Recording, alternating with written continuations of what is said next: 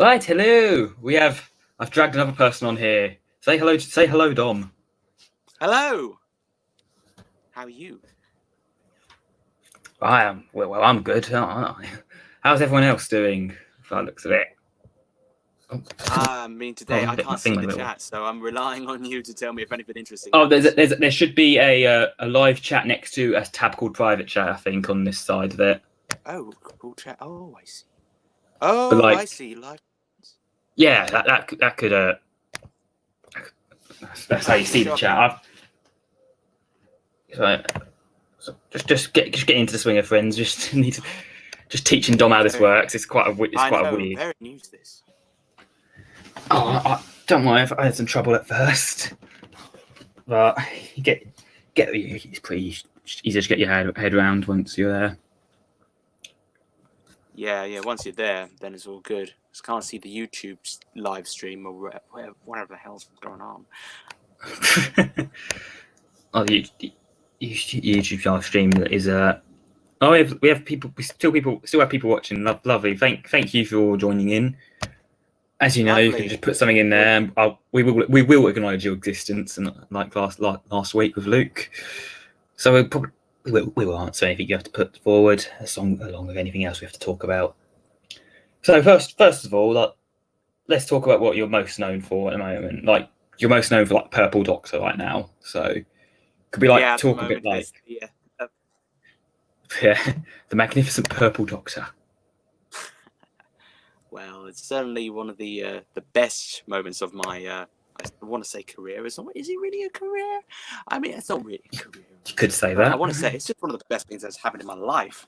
So it's really cool. It's really cool. And obviously, being the Doctor, not really many feelings compared to that. And there's not really any roles that can really stand up to that sort of thing either. So it's rather brilliant. It's pretty. And so what I've seen so far looks like to be a brilliant set of episodes. Yeah. So obviously we've got episode 1 done.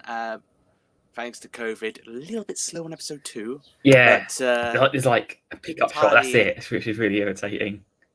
Yeah, it's completely out of control, which is the most frustrating thing because we're so close to just being able to get it all done and get episode 2 out there and have everybody see it, and it would be great. But unfortunately, global pandemic means we can't do it. So it will be out eventually, but it's just a matter of rating. And thank you all for being very patient, as I know you are.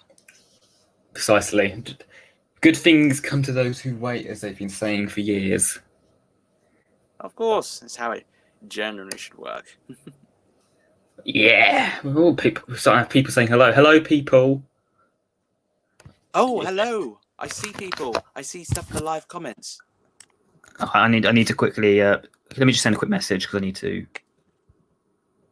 I can see 4 people there. So, hi, Jack. Hi, Reese. Hi, MB and Homeland. Nice. Hi, Lesbian Spoon. Hello. Hello again. Recognize a lot of people. Everyone. Thank you for tuning in. This is also cool. This. I've never done it is. It's quite snazzy.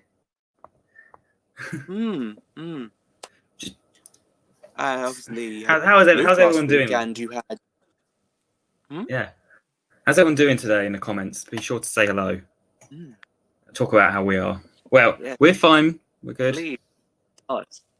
We're doing pretty good. We're all happy to be here. So I hope you're all happy to join us and chat away.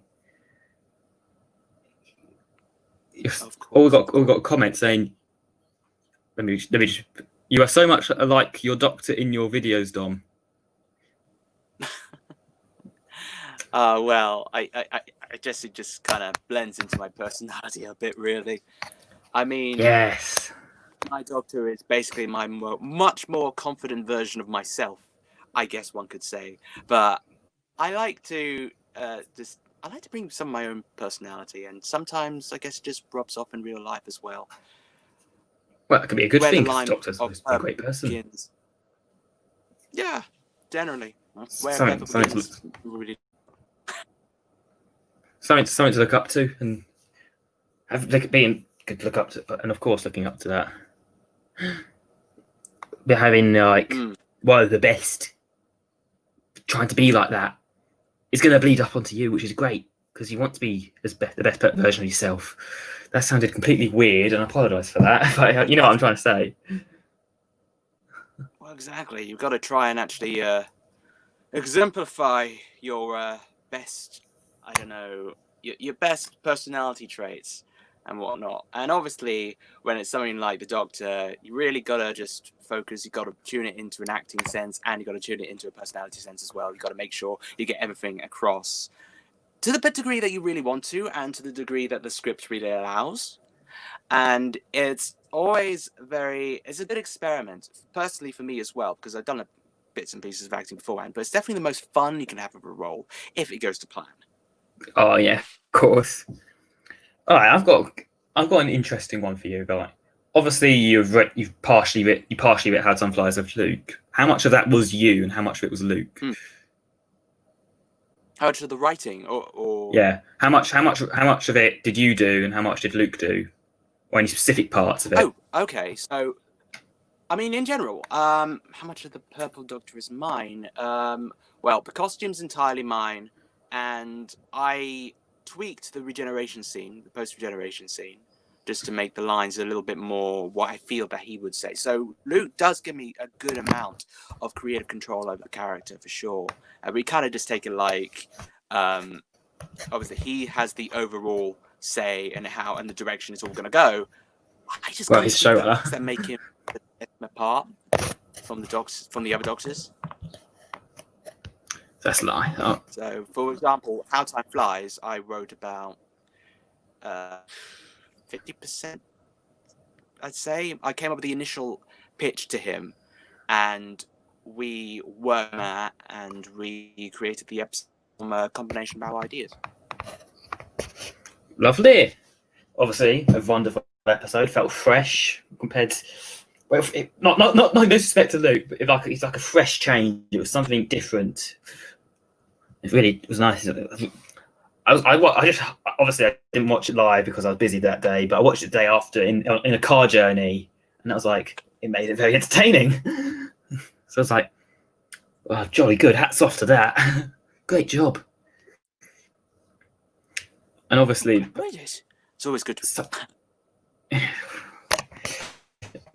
always watch the things in the weirdest variants. So many. I don't want to get into some of the weird ways I've watched stuff because it's the most inconvenient places. God, no. I think I remember watching one of the remastered series one that Luke's done in the bath. A bit personal, but I'm trying to say I watch stuff weirdly. I feel a bit bizarre. I feel bad now, but it's a bit weird. Let's have a look at what people are saying. Do you reckon it's the closest you'll get to acting as the Doctor, Dom? Yes, more than likely. I mean, I'm not really. I'm just a guy who does the fan films, and yeah, I mean, I would like to be an actor, but I very much doubt I'll ever get the part of to be the Doctor Who. But I think you could do something like that. Lovely. If you were showrunner Doctor Who would you cast as it? Male and female. You have a male or female choice. Either's fine. I must say, I'm trying very desperately right now, but you seem to be breaking up a little. Oh God, is it breaking? Is it breaking up? Anyway. It's breaking up a little bit. Like it's stuttering your sentence. I don't know what's going on here. Stuttering. It was fine last week. Why is it not happening now? Yeah. Must have been. Ooh. Okay. Just wait until we clear up a little bit. I was just wondering if maybe on my end, where you can come back or what? I don't know how this works. Well, you can come back and re-come back. It's up to you. It might work. Let's see what happens. Yeah. I mean, it keeps them going, right? Yeah, I'll keep something going.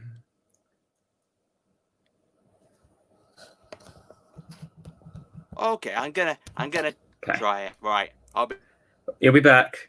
You're just going to go get something sorted. You'll be back. Don't worry, people. let's wait and get some people in here before. Make a backlog of questions if you really have to.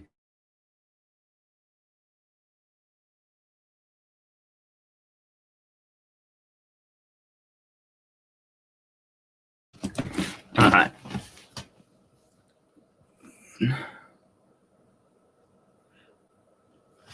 Okay. Yeah, sorry about this. It's freezing up. It might be Dom's end. Ah, he'll be back.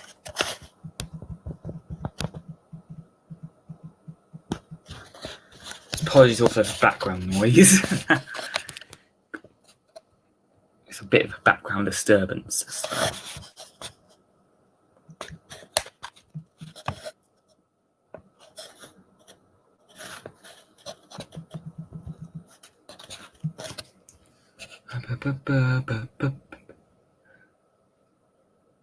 Patience, everyone. Don't worry.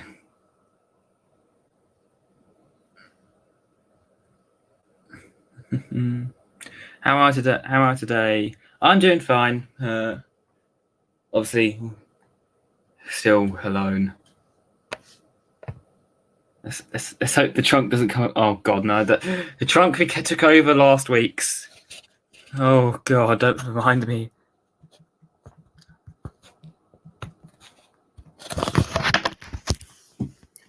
What's in the Purple Doctor's trunk this time? Everyone asking questions to Dom, you'll have to wait. Oh, there, I think he's back. There he is. You back? hello. Hello again. How are you? Hey. Hopefully, Hopefully I'll be a little bit better. Pray for that. Well, it's a tiny bit better. Anything I'll take right now. These headphones always make my hair go all wispy. It's a little bit. It's a bit bizarre. It's like I don't know how to describe it. A little bit, yeah. Okay, there's something here. Dom, you sometimes sound like Hartnell. It's actually quite impressive. That's a comment. Sorry. Also, is it any better, everyone in the chat? Can you? I could see Dom and hear him just about. I'll just ask him for chat if anyone can hear. Yeah. Let's hope the trunk doesn't become a discussion thing again. The trunk. It's a little bit tricky to hear you. Oh. Maybe we'll never know what's in the trunk. Maybe we'll never know what's in the trunk. Yeah. It's a bit weird. I've got people messaging me at the same time. Sorry about that. I'm going to cut off messages for a bit. Shut up! It's okay. All right.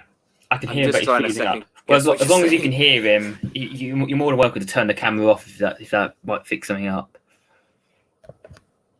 It's not.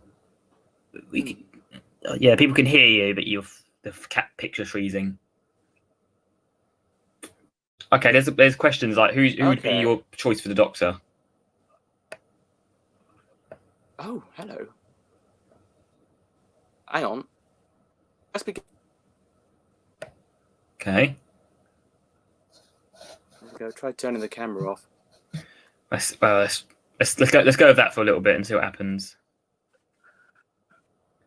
Oh, it's not going terribly well. No, sorry this is happening, people, and I hope people don't get angry at me. Oh goodness.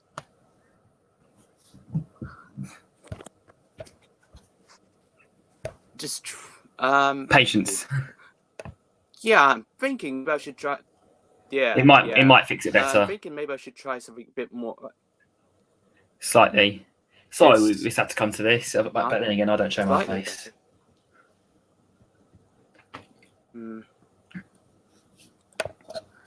It should be all right with that about after a couple of minutes because it tends to smoothen out.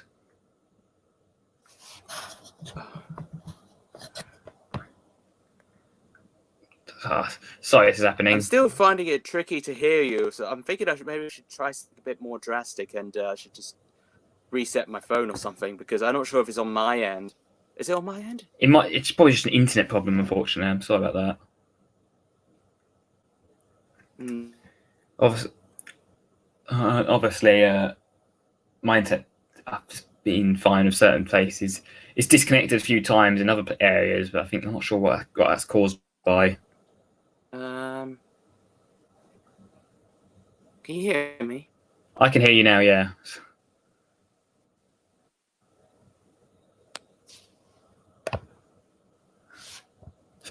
All right, we'll get back to it in a minute. Shall we get back to it, if possible? Oh. I'm so sorry, everyone. This has been a bit of a glitchy disaster.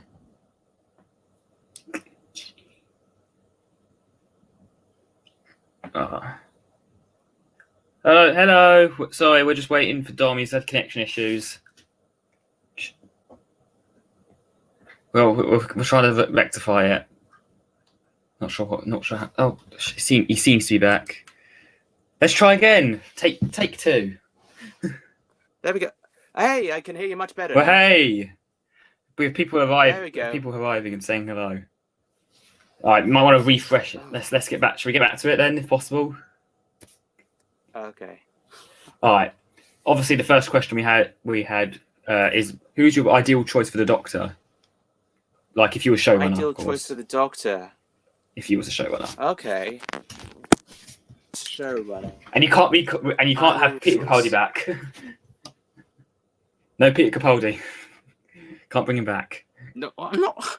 No. I'll be a little bit more original than that. So, I think my ideal choice is a tricky one, but I've always loved Alexander Siddig. Oh yeah. He was Julian Bashir in Deep Space Nine, and he would be my ideal choice for the Doctor, I'd say. But there's also Tina Miller, who was in Years and Years, and was also in Hellbent as these other incarnations of the General. Yep. She just has a lot of gravitas. Really like her. Oh yes, like that. Okay, people in the comments say it sounds a lot better. So glad to hear that, everyone. So, hold on. Should I just have a sip of my Coke? Because when I talk on these podcasts, I get really dry mouthed and thirsty. I've got a few questions. So let's go back. Obviously, I've met Luke's side of the story, but how did you and Luke meet? So on your side of the story. Well, yeah, literally.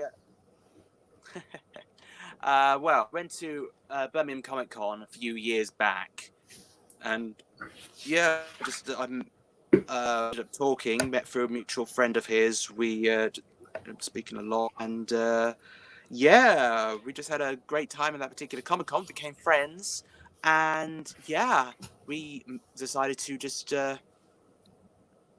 do the Doctor thing. He messaged me later on and asked me if I wanted to be the Doctor in his fans after him. And this was like, bear in mind, this was like a few years before Fall of the Doctor.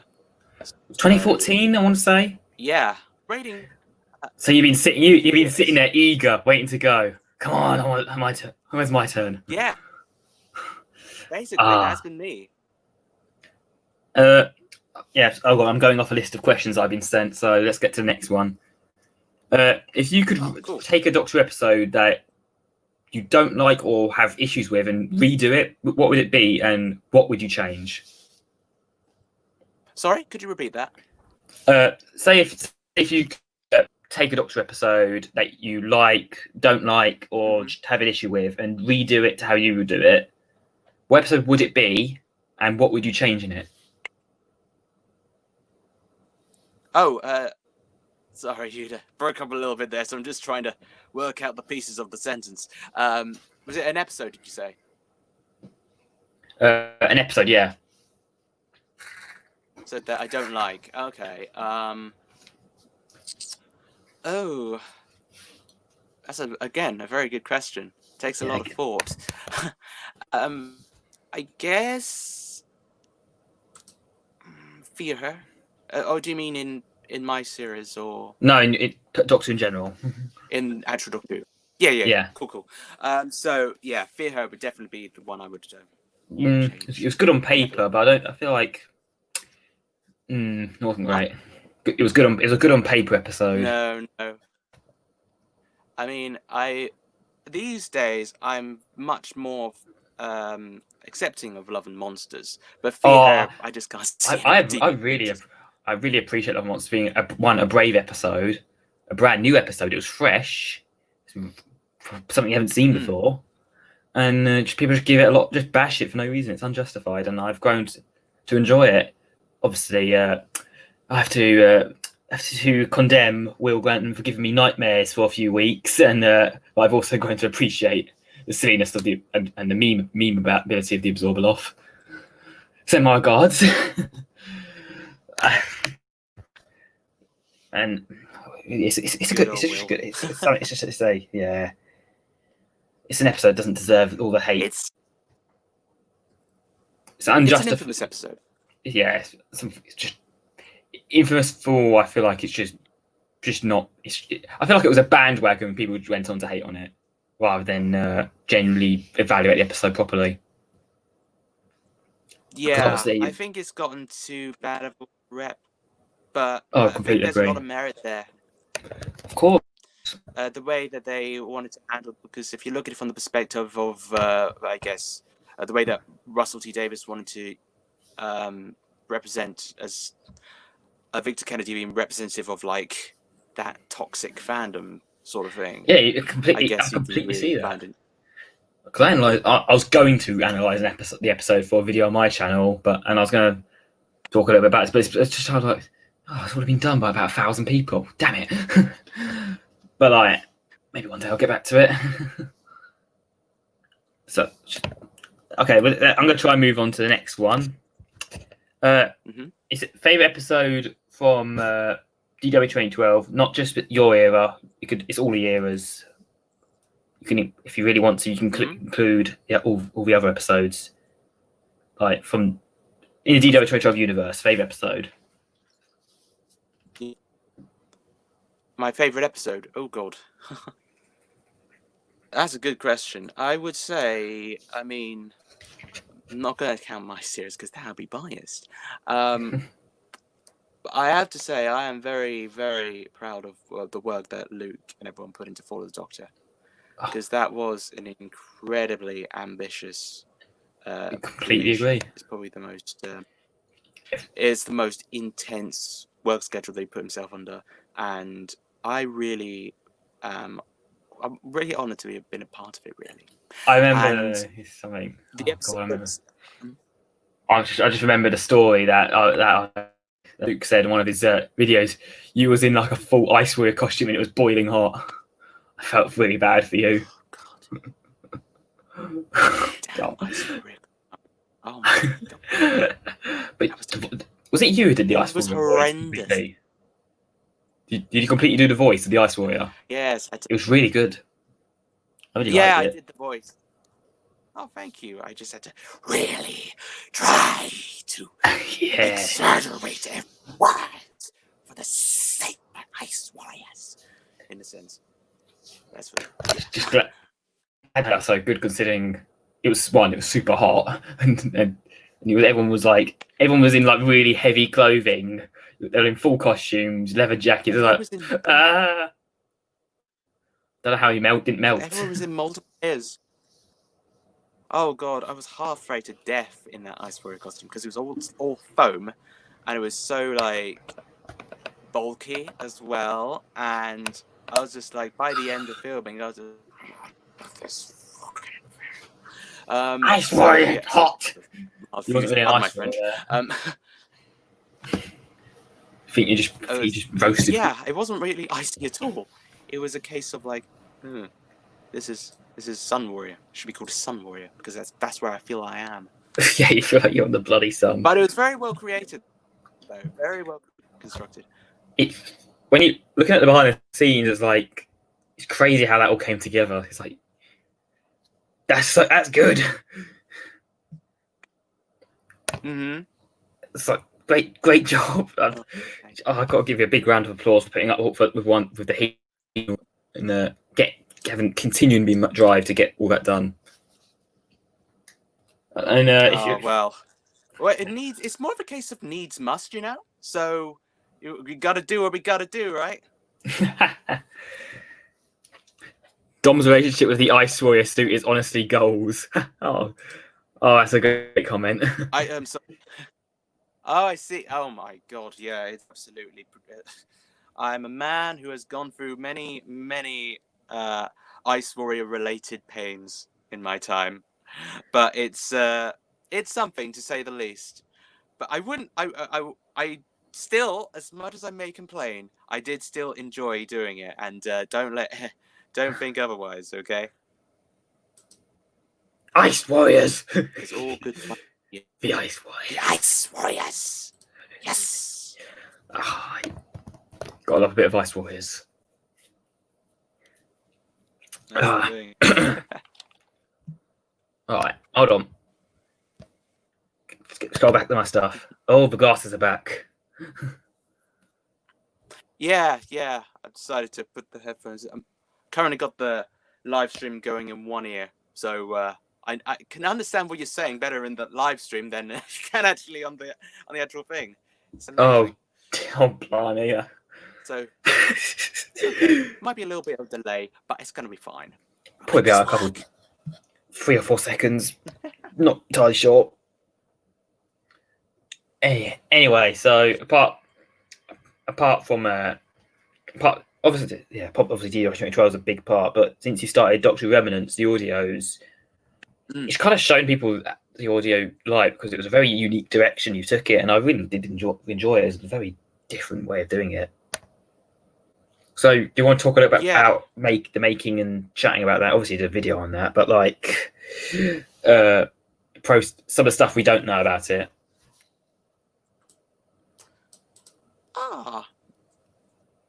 Well, in that, from what my perspective of doing Remnants, I decided to create it because I wanted to do that sort of thing that'd be a bit different. I wanted to do something a bit different to the usual, like I'm the Purple Doctor stuff that I was already writing, and I wanted to just because I've been watching a lot of Twilight Zone and Inside Number 9 as well.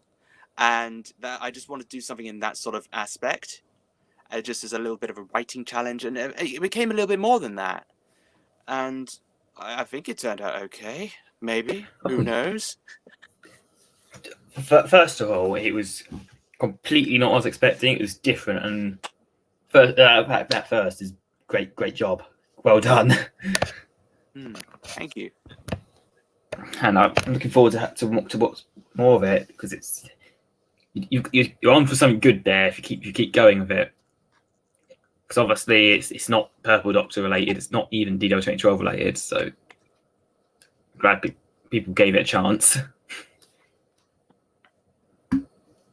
Yeah, that's the thing. I wanted to just do that a little bit more different, and I'm glad that it's been getting a pretty decent reception, I'd say. I mean, I take nothing for granted. Never take that. Hopefully, it's like, but inspires people.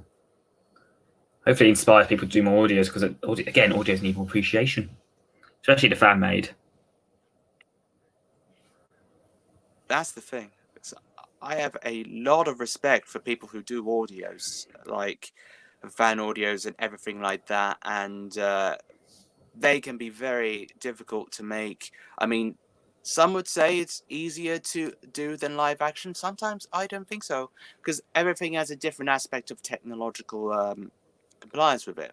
Like for my latest one of Revenant, so to figure out how to do the Cyberman modulation, and that was a bit of a hit and miss process for me to actually learn. But I think it went okay. I like to think it went okay. Maybe, who knows? But yeah, everything's a learning process, and exactly. I've done this because I've learned a lot in terms of like technological prowess. So people who are already well ahead of me in the game, like Miles Taylor or all sorts of fan audio creators. It's just It's and crazy. especially like and Connor Chadwick as well, who's done so God, many. the king of audios. God, anyone that can take on such a work ethic like that is, oh god, I could never. how Connor does it, I don't know. The pre-plan so much. going in audios, planning into next year or whatever. It's crazy. All right, absolutely much respect. So much respect. Audios are really hard. If you've watched my audio, if you haven't, go do it. But like, it did take. Yeah. Yours was good for a first try. Don't put yourself down. Okay. I'm proud of how it came out in the end. Because everything, like writing wise, the base idea of it dates back to like 2017 when but like obviously I've come back to it a few times and refixed it, and eventually finished it off in April. Editing it took nearly 2 weeks because it's just crazy. I was learning on the job. Eventually got round, got it. I had to go for a load of trials. But sometimes learning on the job, as you say, is the best way to learn, because you're effectively challenging yourself as you go, and you're learning more skills, and you're learning how to do things. Just it keeps on going en route, really, and there's never really an end to that learning. You're always continuously learning. I've seen the feedback, and I'm taking that into account, and hope for the next one, which I still need to get my ass up and doing. Pardon that. will be a great one. Don't worry. We've got a rather weird question here. Dom, what's your doctor's favourite drink? Oh, very good question. Oh, gotta think. Well, he likes a lot of drinks, but he doesn't do alcohol. Ooh, so me neither. I'd say his favourite drink would probably be ginger beer. Ooh, of interesting choice. Mine will quite like some apple cherry juice. Nice and spicy. Yeah. Got another one. Dom, what was it like being on Doctor Who the Fan Show? Because obviously you were on it. Crystal D. Oh yeah, I remember that. That was like 4 years ago this year. It's so long, man. On April, I realised, God, it's been 3 years since Series 10. I remember that. I remember being, what? I need to be home. I want to watch Doctor Who. And like, it's 3 years ago. Blimey. Yeah. Well, in terms of the fan show, it was great to work on. It was lovely. Crystal was a genuinely lovely person to work with. Very like, and as well as that, Chris as well, who is the producer. Both very lovely people who I respect immensely. And yeah, the whole experience, the majority I remember of it anyway, was just, it was great. I really enjoyed it because I got to go into the BBC World Wide building as well. And that is it was so crazy seeing everybody just working in their stages. I'm like, oh my God, I'm in an official BBC building. Should I be here? I shouldn't be here, should I? It's crazy. Because obviously you was the Purple Doctor by then. Was it be weird? Did you try to spill? I'm the Purple Doctor, by the way. Did you do that? Apart from, sorry. Did you spill in the BBC room? Shh, I'm the Purple Doctor. Did you tell anyone he was a Purple Doctor in the BBC? No, I didn't. Well. Obviously, it was. At a particular time, couldn't really reveal anything at the time because Fall of the Doctor hadn't been done. So. All right. Welcome to Simon Voice Actors Guild. Hooray! It's nice. The real question is, does Connor Chadwick sleep? Does Connor sleep? The answer to that is no, he clearly doesn't. He never sleeps. I've seen his schedule. Oh, blah. I've had like a Yeah. I haven't seen the schedule, but I've seen Yeah, that doesn't a surprise me peek at all. into it as a bloody hell. How's he doing it? Consistently at that quality, it's like It's crazy. Yeah, the guy just like he puts them out like clockwork, and it baffles me. He's just. I want to be able to do that so one day. It's like, it's crazy.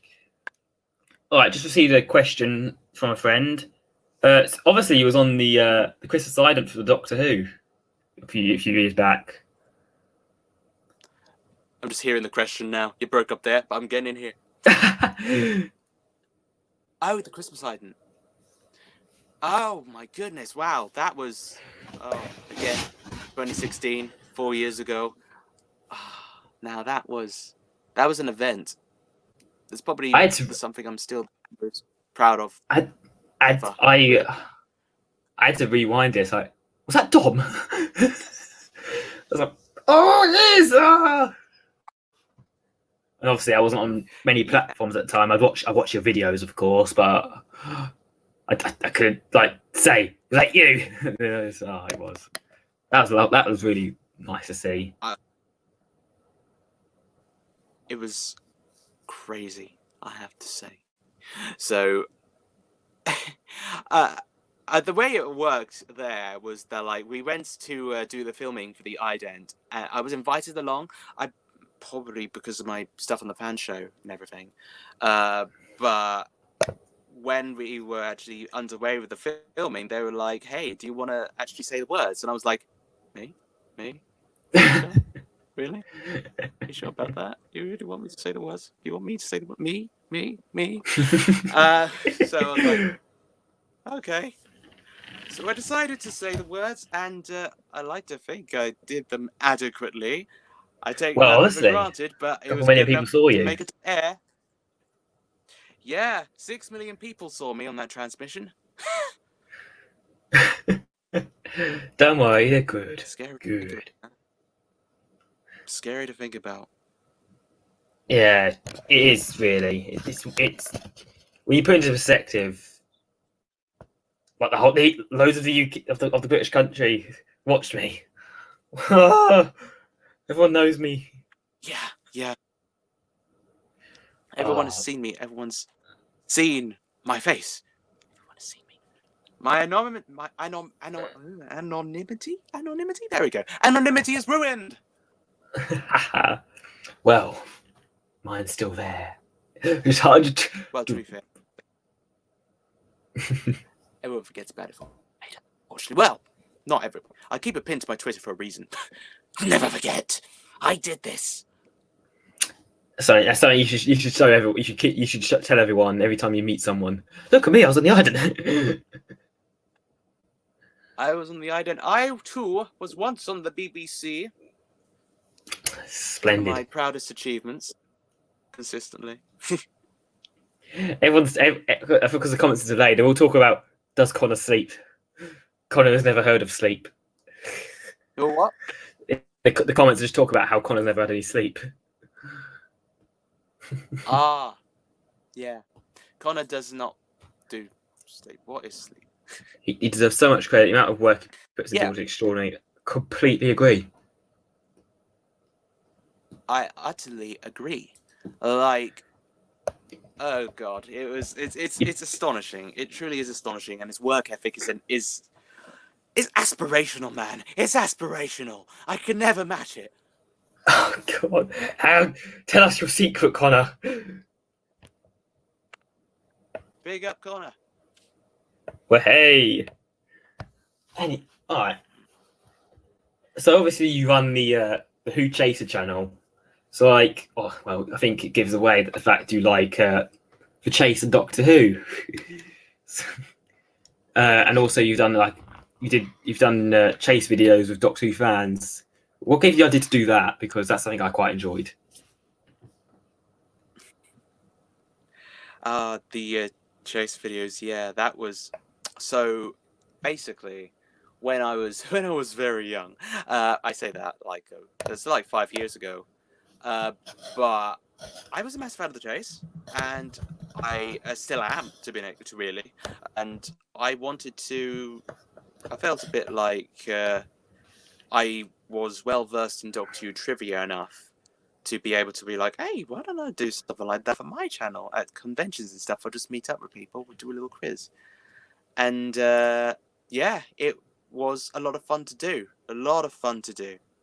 And I really should bring it back one of these days, but I'm not as good as I once was. So. Oh god, I remember you did one with Luke and Docker. I was like, why hasn't he been in the series yet? I was like, I got one of my first suspicions. Maybe he's might be a Doctor. Yeah. Obviously, when I saw that reveal, I was just like, yeah, it's like brilliant choice. Oh my goodness, it was crazy. I have to say, it was fun doing that reveal as well. It was just like, this is going to be the first people see of me, and it needed to make an impression. Well, better than doing an actual little. It was sort of a deep breath, kind of like a phone call. So that was lovely. I like to make an impression on my first time. Whether I did or not, I don't know. Good. Subjective, but I thought it was like a very chilling. Like, who's this? Who's this? I got a nice and mad messages that night. Obviously, I remember Luke did a live stream right after the episode, and everyone was like, "Yay, Dom!" I remember that day well. I was on. Oh, I don't want to remind myself because I was embarrassingly young. Oh, don't worry about that. Yes, we've all been young sometime. I am not young anymore, so the baton passes to you to maintain your. Do not waste it. Thank you. Everyone's talking about how they've been in kind of stuff. Everyone's. We don't have not biased, but you know. It gives them something to talk about. Which actually, I'm not. I want to ask this, but I'm not sure if you're allowed to say. But will you be in an audio yet?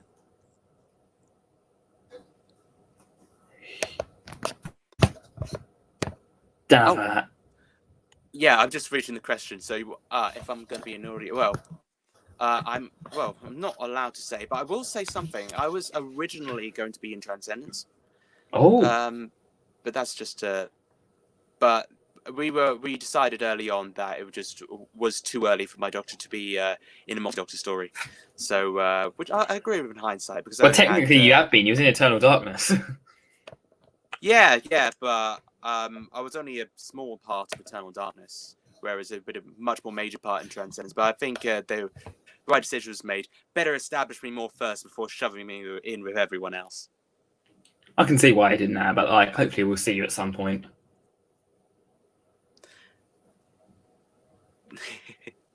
I would honestly like to do audios as the Purple Doctor at some point in the future, but we've still got the live action series to come, and that will take priority in terms of where the character will be seen. Of course.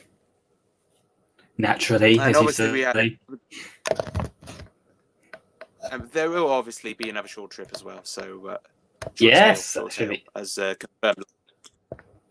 Yeah, Luke, God, is that? Yeah. Oh yeah. Will you be doing one of them, like write and reading one? I will be doing one. Yeah. Lovely, so, because I think you're the one you did was my favourite. Purple Doctor. I think the one you read one. Because it added a lot to the Purple Doctor. I'm glad you think so. Because it was fun to work on.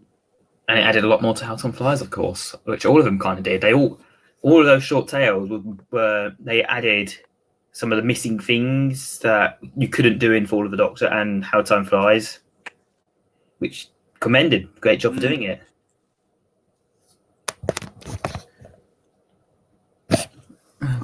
Yeah. So we just wanted to do something to create some content for lockdown for everybody, to keep everybody a little bit more entertained. And I'm really glad that people enjoyed them, because they were just like nice little stories that we wanted to get out there and do. And it went really well. And I'm very happy with the reception. And to thank everybody for tuning in and listening to them. Oh yeah, you've sort of everyone, all the team aside from myself, like Luke, Docker, George, and Neg, put in some really fantastic stories. It was nice to just show off the writing talent outside of myself and Luke, who are completely agree. Theoretically the regulars, but and Meg as well, of course. But yeah, and especially nice to get George some bits with Blondie doing as well. Yeah, hopefully we'll see more. See more of the Blondie. He's a kind of mysterious one. Before anybody jumps in with George's series, you're getting Purple series first, okay? Yeah, Purple first. That's the priority. You got to finish Little Red Remastered and Purple before we give George one. Hope maybe one day. Yeah, only fair. And yeah, Little Red Remastered as well. I mean, those will be like, we'll get those projects underway and done. It's all going to be splendid. Fun. And obviously, it's exciting times. Really, when you think about it, all the Doctors still have content being produced for them at the moment. So obviously, with Blonde, you've got the short tales that are coming. With Luke, you've got the remastered. You got with me, you've got the got Series 5 coming. With Irish, you've got the Fractured Timeline, and with Connor, you've got Resurrection, and of course, Northern and Young are still getting theirs as well. Yeah, because Connor's the audios are like that. He's like the person who gives Doctors more content. Because before the remaster was like a proper known thing. Obviously, I knew it might be happening because he announced it a few years back. I was like, maybe it's happening, maybe it's not. Didn't know it was a refilm, of course, back then. But like, when I saw when Luke was in the Series 2 Resurrection finale, I was like, we're getting more Little Redder. It's not the complete. He's not the complete end of it. Oh, we've got a question. Got a good question here. Yeah. Yeah, it won't be the complete end. There's always more stories to tell. Cool question. Will Dom ever be interested in an original series? Of course. I'm always interested in original bits and pieces. Once started an original series of my own called Uzera. That was going to be like a post-apocalyptic drama. Unfortunately, it's always a risky move to cast your girlfriend in the co-star role. And at that particular time, made the mistake of casting my girlfriend at the time, and then we broke up, and I lost motivation to work on it. So I've just shelved it for now, but I might pick it up in the future. Well, there's always chance to come back to anything. Original. Yeah, hold on, my headphone disconnected. Back. I had an idea for a little bit of a futuristic, like the world, like something like a time traveler came and altered something by putting something like a device there, and obviously I made ideas for it, but I decided to change a few things up of it. It keeps changing. It's probably never going to come out. I'm probably just going to adapt it into some sort of Doctor Who plot point.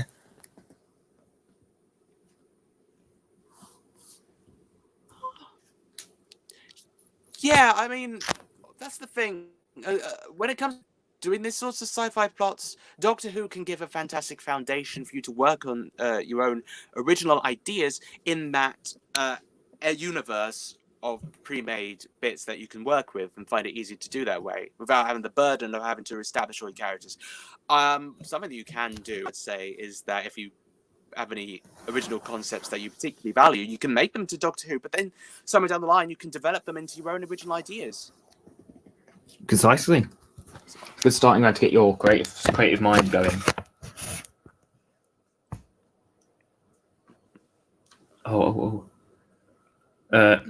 This is something I wanted to ask. Yeah. How did you go about coming up with your Doctor's theme? It's something I wanted to ask later. Doctor's theme. Okay. So yeah, the theme I composed myself, and I took influence from because I'm a massive Sonic the Hedgehog fan. Oh, yes. I took a little bit of the rhythmic line, the bit that came from Tidal Tempest Japanese in Sonic CD, and I sort of sampled that and then worked around that, and then for the second half I sampled the Almighty from Persona 4, so that's sort of and so I've kind of Frankensteined those two themes and then added my own creative element to them, and then created that sort of the super theme, master theme overall, for my Doctor. So I really liked it. Don't be fooled. It's not as original as I'd liked, but I had loved that sort of aesthetic that the tunes gave off, and I wanted to just pay my homage to them in a sense, but also give something that gave off the spirit of my Doctor, and he is a bit of an 80s 90s kid at heart. So yeah, that's the sort of thing that I wanted to put off in the theme, and I really think it turned out not bad. It's really good. I've listened to it multiple times, and I was like, "This is good." Obviously, I've only just started to get some software to start composing myself, and it's like, it's a nightmare to get your head around it. I'm better at remixing than I am at composing with computer programs. I'm decent on piano, but I'm not very good at composing on. I've been able to.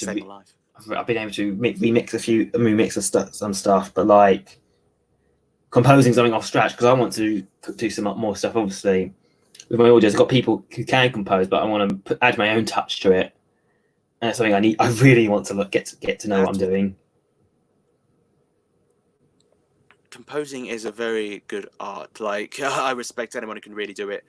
The person I worked with on Remnants episode 1, Luke Crichton, he did an absolutely splendid job on the score for that one. How he managed to put it together, I have no clue, but I am forever grateful that he gave up his time to do that. Absolutely. Same with my composer. My composer Zane, he's a brilliant composer, and he's like, obviously he's the first episode. He's probably gonna do more for me if he's up to it. And it's like, it's really nice to see that people are willing to take their time out of stuff to do something that for someone else is just really, really nice to have. Yeah, it's really lovely in a sense as well, and it all just goes to contribute to making a team effort. The fan audios and stuff, they're all always fan films. They're all a team effort, so no one plays their part. They all do very good, from the composers to the writer to the actors. Everyone does a splendid job on doing what they need to do to create the product. And yeah, it's always, that's what I really like about it. It's so creative. It's just a masterclass in creativity.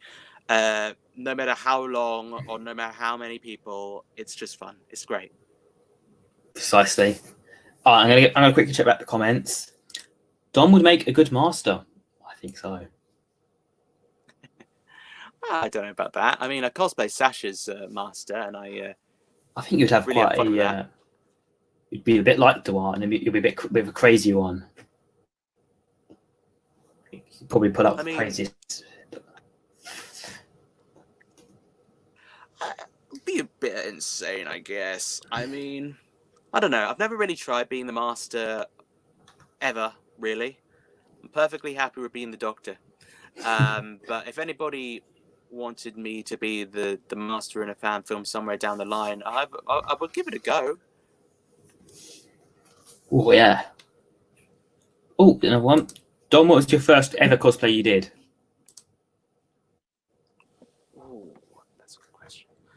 first cosplay, Fourth Doctor would be the one I did, because my mother had knitted me a Tom Baker scarf about 10 years ago, and that was already the main bit of the outfit, so that was all done, that was all dealt with.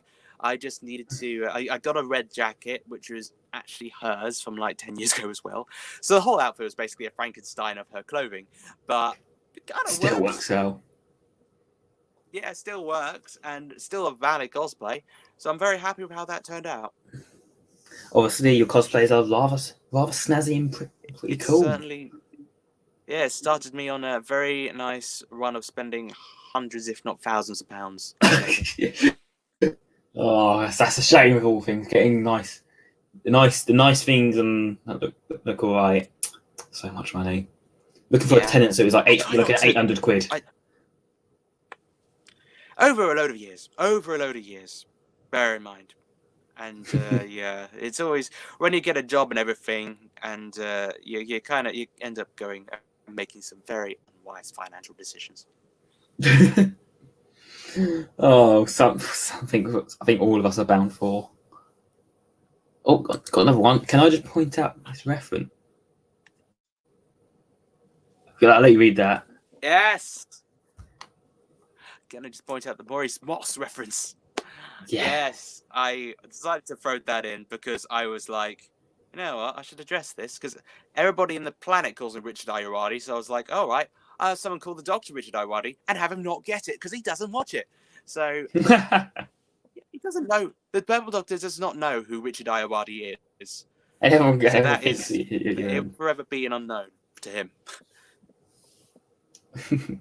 Another good question. Do you prefer voice acting or on-screen acting? I prefer on-screen acting because I can be more expressive with my face and my hands and everything. But voice acting is also good because I feel like it gives you more of a challenge to really get your work on your voice for your vocal technique. I have a lot of respect for that art form, but I love doing theatrical acting. It's the stuff I had some training in sixth form. So yeah, that'll always be my undying love, but I also love voice acting. So it's really very close between the two. Got another question from a friend of mine. What American shows do you like? That's a bit of a random one, but I've been asked to ask you that. Mm-hmm. Oh, American shows. Okay. I love Star Trek. Star Trek is my number one American show. Specifically Deep Space Nine and The Next Generation and the original series. Those three are like top tier for me. I also love The Simpsons, BoJack Horseman. That's another good one. I'm getting into Bob's Burgers as well recently. That's very good. My girlfriend introduced me to that, and it's very wholesome, very funny. What else do I like? I mean, I watched Buffy the Vampire Slayer a few times. That was good. I need to watch the X-Files too. Oh, I know. Thomas will be happy with that. Oh, he's gonna get like yes, because he loves Buffy. There we go. I'm glad I could give a satisfactory answer. Well, hey, I've got another question. Who's your favourite companion from the DDR12 universe, excluding Megan? I know before Megan. Good question. Or after, yeah. I've got to say, just don't include. I've got to say Jess. Yeah. Yeah. It keeps changing for me. I love Maggie as well, but Jess is also Jess was just like she set the benchmark for the DW 2012 companions. I don't like picking and choosing companions because it's just like same here. I feel bad. I feel bad because these are people that I like. I've worked with, so I just feel a loyalty to them all. So I can't choose. I can't really choose a favorite. It's a bit unfair. I have a lot of respect. Yes, it's cool. So's Anya as Maggie. between those two, okay? Between those two, that's the best you're getting. I don't like to choose because, again, if I get asked it's like I get asked, who's your favourite Doctor? I was like, I don't like choosing. Leave me alone. I hate those kind of questions. If anybody asked me my favourite companion in the main Doctor Who universe, easy, Sarah Jane. There you go. I love Sarah Jane, but it's tricky to decide when you know the people, you know. You don't want to upset anyone. I don't want when it comes to no, I'm a loyal being. I've been asked favourite D2012 Doctor. It's really hard to say because I'm good friends with Nathan Carter. I'm friends with Luke. I'm friends with you. Who do I say? It's just a bit. Yeah, that's the thing. I think we need to see more of you. To be honest, putting it out there. Yeah. I've only had really one episode and one short tale that I performed myself. So I'm really glad the reception though, because I'm essentially at this present point of time, I am I would say the McGann of the DW 2012 universe. If George is the War Doctor so job. far. So I know George has currently had the appearance in the special and the little short tale. I've had a whole episode to myself, the post-regen, and another mini-sode. So I am roughly equal with McGann. He is roughly equal with John Hurt. So yeah, when you think about it that way, we have a big impact on the universe, but so far there's just not much of us out there in it. But we hope to change that. Yeah, so like when it comes to at the moment, I'm just going off the fact that who's the most interesting Doctor. Like I think your Doctor and Dan's Doctor is the most interesting ones because they're very like different approach. Obviously, we haven't seen much of you, and Dan's got a very unique way of how his Doctor's been written and all that.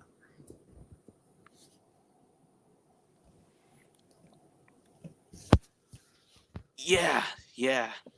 Everyone has their own style. Everyone has their own way of working with the role, and my personal way of it would be I don't take Doctor Who as the biggest influence. I take other characters that I hold in high regard to influence myself. So instead of say the Doctor, because I try to be as original I can in my portrayal of Purple. So instead of taking aspects from say Capaldi's Doctor, I would take aspects from Yugi Moto from Yu-Gi-Oh! Or Yami Yugi, and from that sort of aesthetic. So a bit more anime, I guess, but that kind of makes it more animated in a sense. I kind of know what more. Luke's a bit annoyed the fact that, damn it, in series one I was a Matt Smith clone. Yeah, which was really unfair. No. You guess I thought you were going to say something. Sorry. Oh no, I'm still listening to you. All right, I've got another question here. How much creative input do you have on Series 5? I think we answered this earlier, but I might want to rephrase it. Like Series 5 as a whole. I cover the little bits. So basically, costumes for Purple I cover. Luke handles the writing department, but obviously we exchange ideas from time to time. I also do the editing on the short tales, which isn't really to do with Series 5 per se, but it's still a facet of it. So that in terms of the videos and the trailer for it. But yeah, most of it's still Luke. He's doing a bang-up job on the creative side of things, especially his work on the Tardis. I'm sure he's still working on right now. He probably is, because I sent him this. He hasn't seen it. Trust me, the boy's not stopping on it. It's like Connor. Does Luke know sleep? Again, yeah, no sleep. Does he sleep? He's either I'm editing. No, I'm on the TARDIS. Oh, come on. Apologies for my terrible impression. Okay. Sorry, I'm trying to scroll through the stuff. That's cool. That's cool. There's a little bit of like a 7-second delay, so it's all good. Oh, is it about 7 seconds? Yeah, but I'm Oh, it's more. listening to you on there. I just timed it. It's about 5. Sorry.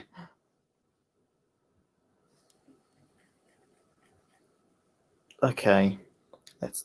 All right. Could you describe, without spoilers, episode 2? Ish. Like what's episode 2 going to be like, without spoiling it? Got spoilers. Oh, okay. Without spoilers, episode 2 is gonna be. It's gonna be in. Trying to think of the best way to put it. Whatever I say will be a spoiler, but I'm gonna say it's a unit-centered episode. That's all you're getting out of me. Oh, okay. Because obviously you're stuck on Earth.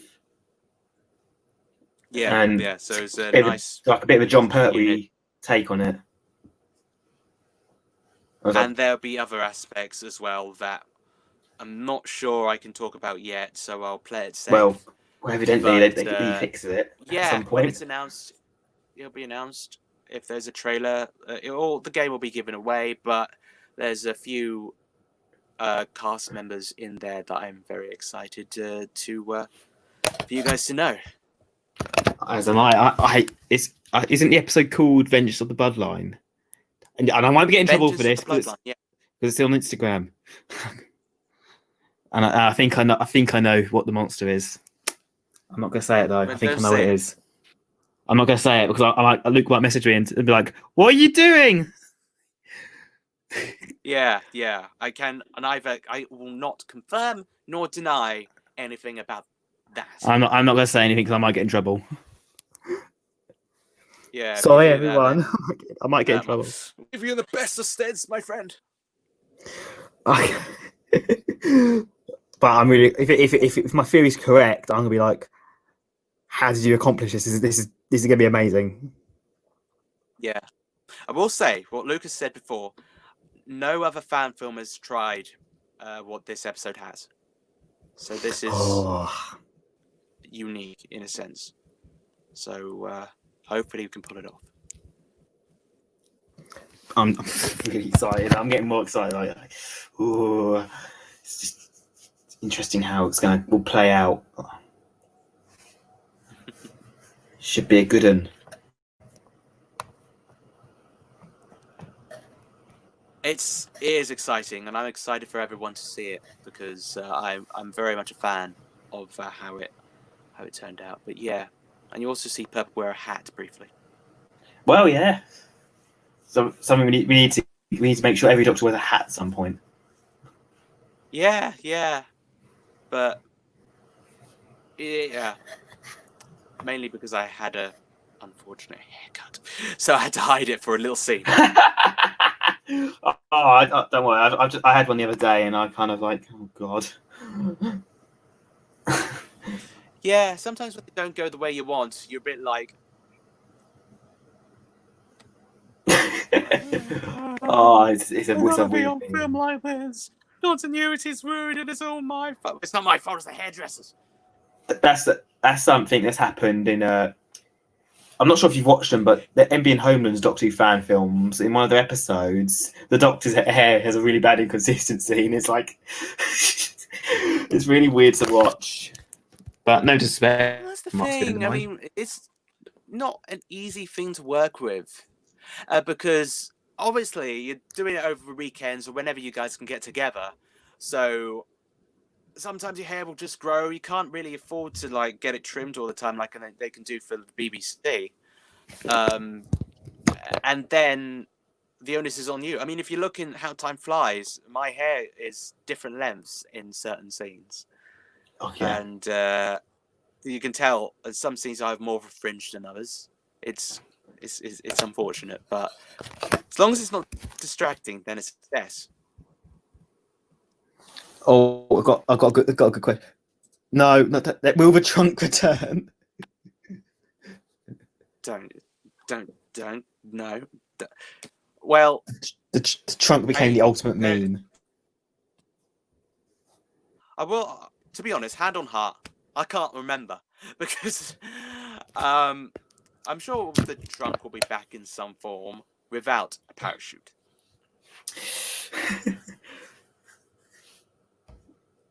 Oh man. Obviously, I feel like apart from Luke, is there any other fan films you've been watching? Like obviously Nathan Carter's series, Mark Bray's NBA Homeland series. Have you watched any of those? I want to say that the other like fan film I've religiously binge watched over the course of a day recently was Velocity. Oh yeah, great series, great work. Velocity, because I had seen the first episode when it came out, and I was like, just catch that up, because truth be told, I'm terrible with catching up on projects, because I'm always too knee deep in my own, or just procrastinating, but don't tell anyone. And I just always end up having to catch up on a late burst.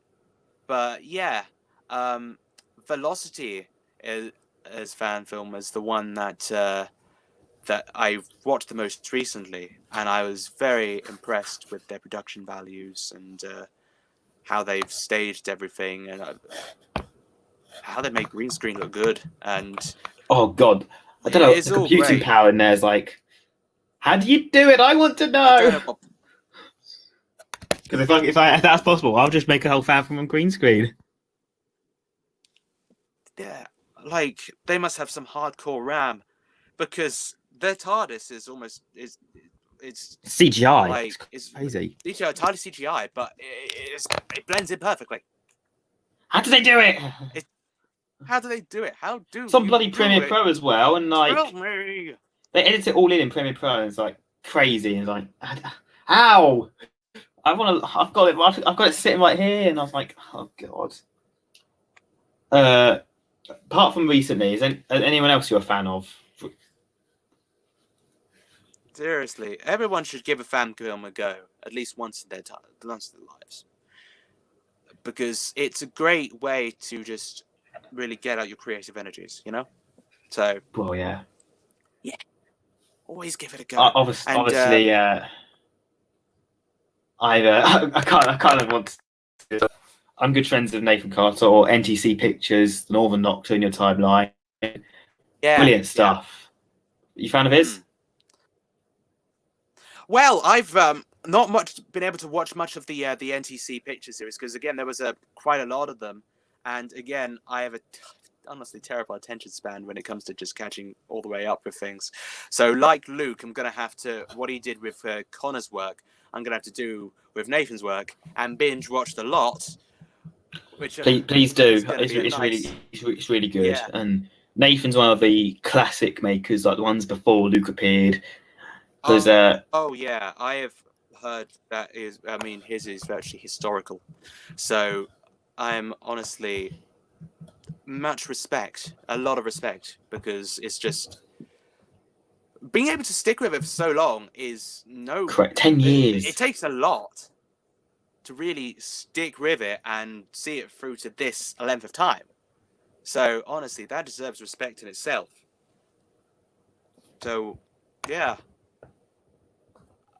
I need to watch more of the stuff that is put out, but I can honestly say, hand on heart, that I respect everything that they do. Please do, otherwise I might get told off. Not sharing it enough. Nathan, please don't hurt me. Oh god, no! Now the inside jokes are gonna start bleeding in. It is okay. Oh, the inside jokes. Damn, I know he's listening. I sent him it. All right, let's get back. On you. Oh god. Okay, chat. Start talking so we can get past this. Okay. Is there anything that you're working on in particular that's coming up? Well, obviously, Remnants is happening. Anything else that's happening? Okay.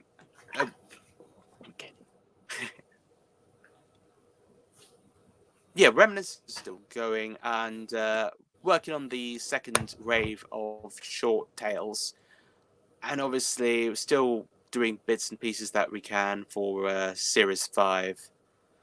That doesn't need, in person. Yeah.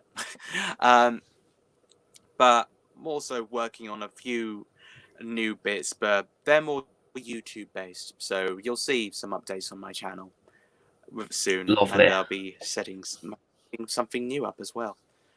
So yeah. Watch this space, I say. Nah, I could say. Good question. How is life? Don't know what to ask. How is life? Well, life is boring.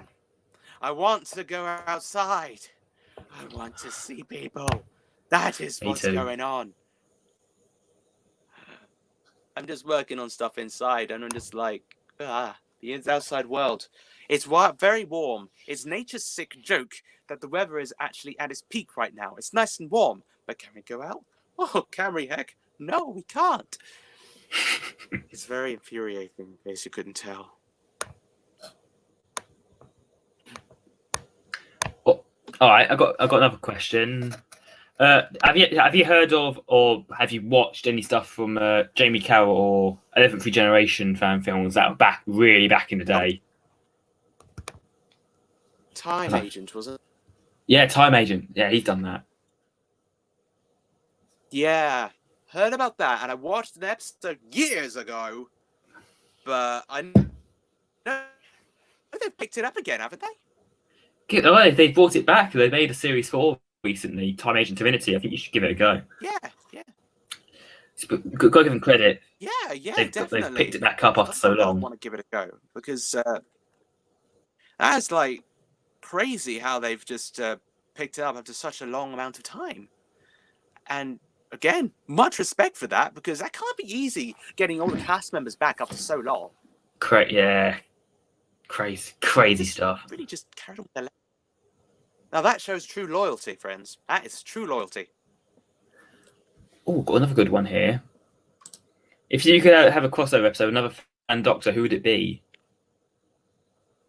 Good question. If I could have another,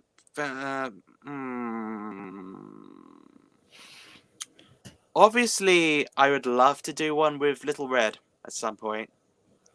That'd be quite weird. Me? Yes, exactly. I would also love to do one with Dan. That'd be fun. I'd also love to do it with George and Nathan. And you want to do it with everyone? Just do it with everyone. I'll just do it with everyone. Just put me in. I'll basically be like Troughton and appear at everyone's timeline at some point. Yeah, that's like I could. I'm surprised no one's made that a running joke yet. Troughton appearing everywhere. Yeah, I want to make that now. Well, obviously Davison, Troughton pops up. Well, obviously, Troughton has appeared in even the D2012 universe. He just popped up in Connor's Tardis. Yeah, he just kept on popping up. By the 80s, he didn't want to leave. Oh man, I've got to love a bit of Second Doctor. Huh? Got to love a bit of Second Doctor there. Yeah. Yeah, he's fantastic. Generally, I do love him. Yes. Oh my. All right, here's another one. If you could spend a day with any Doctor, who would you choose?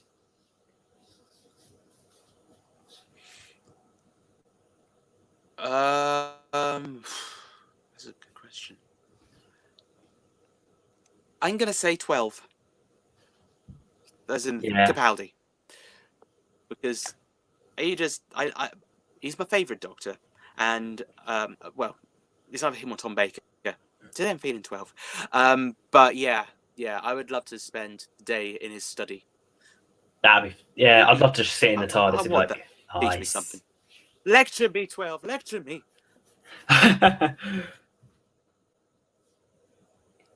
Alternatively, it could be fun to hang out with the Fourth Doctor as well, because he'd be quite manic. Just Yeah, shove your who would face in like to jelly go? babies. Tommy. Just shove jelly babies in your mouth and just be like, would you like a jelly baby? Yes, there you go. And then Stuff your face. Metababies 3, yes. Ah, no. I've just been sent another funny question. This is a funny one, by the way. What would you do if you went face to face with the Absorbaloff? Oh no.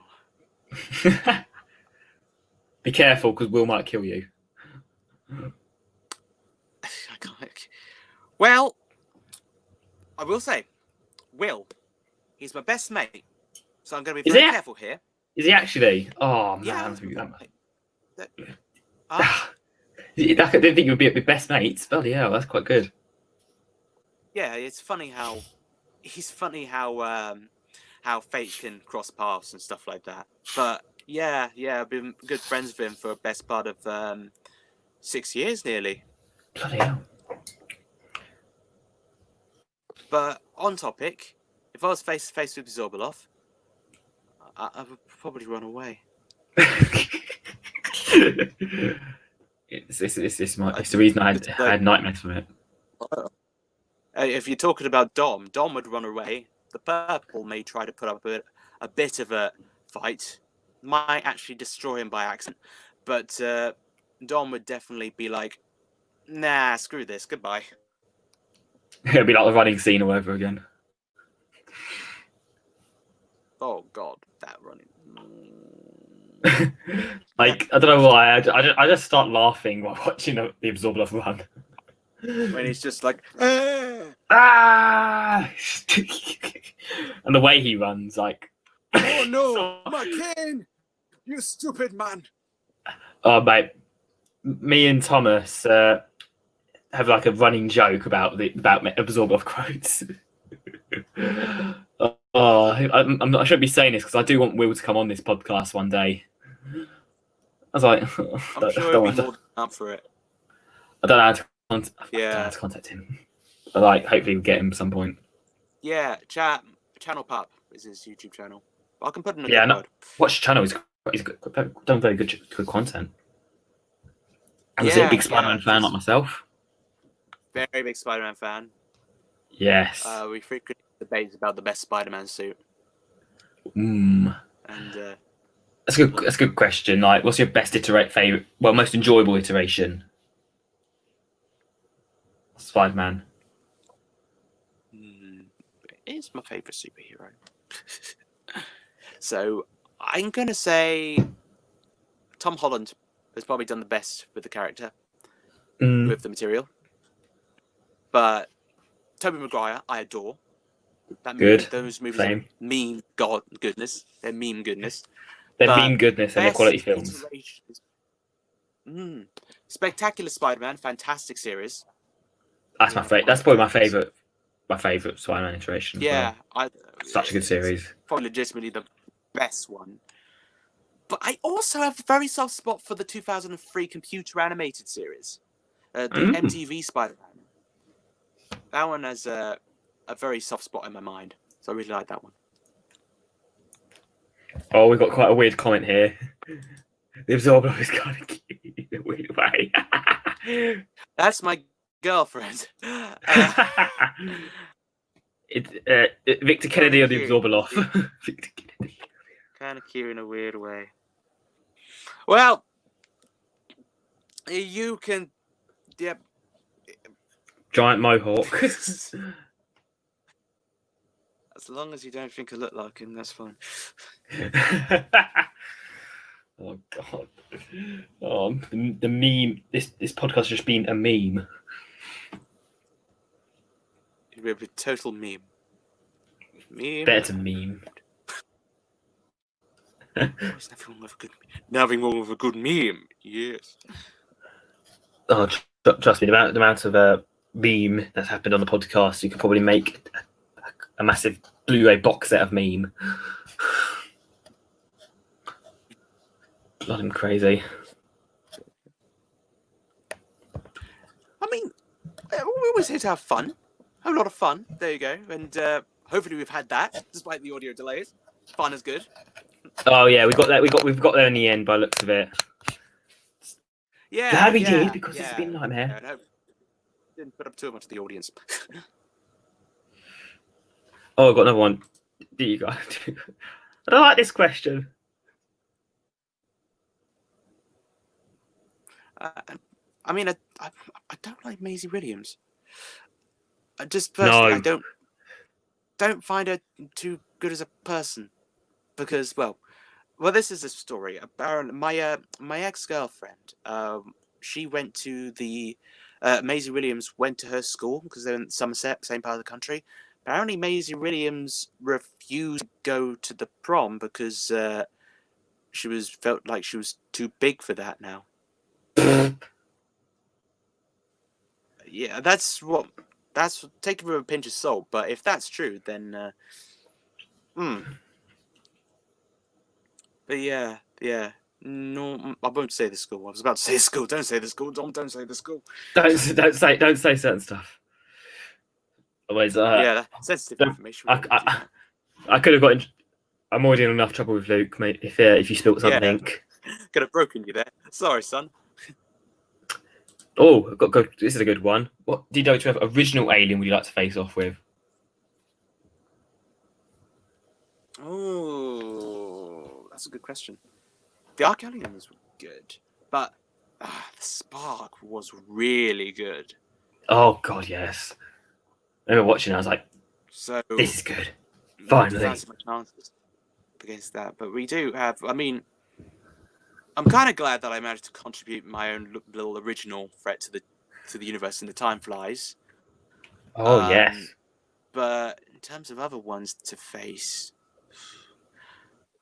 I would say the Spark. Yeah.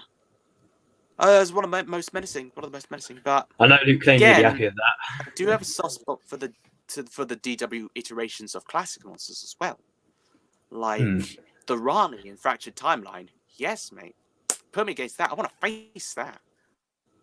Oh, there's a lot of care and love put into making the episodes that good. So you can make things good without realizing it. I'm pretty sure Luke, Dan, Connor could make something that isn't like a great villain, an amazing villain, just a good one, an amazing one. Probably can't see that happening.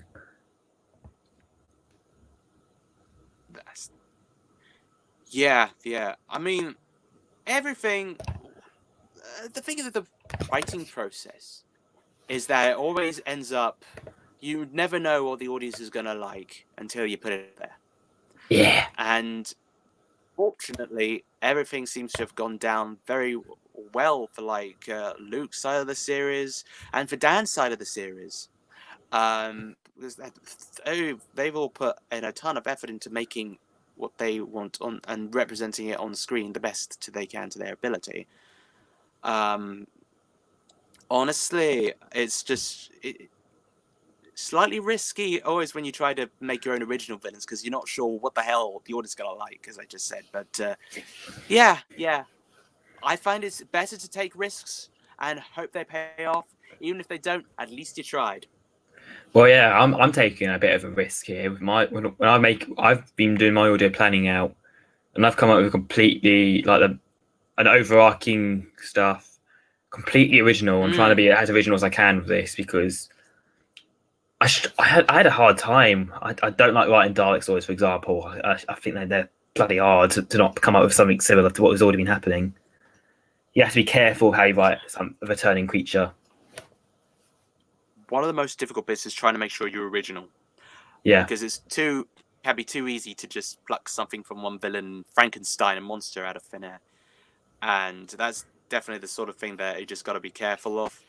Because you might not realize it until you actually made the thing like, oh, God. And I remember when I tried an idea, it's pretty much an amalgamation of all of certain Doctor Who villains. I was like, oh dear me, what have I created? Yeah, you trust me. You should see some of the old scripts I've written. Oh, What have I done? Is something that frequently went through my mind. But yeah, those are in a shelf and they're never going to be touched again. So trust me, I discovered one of my first things I've written, and they should stay in the vault, and never to be touched again. See, that's entirely fair enough. I don't blame you. I'd be the same. I am the same.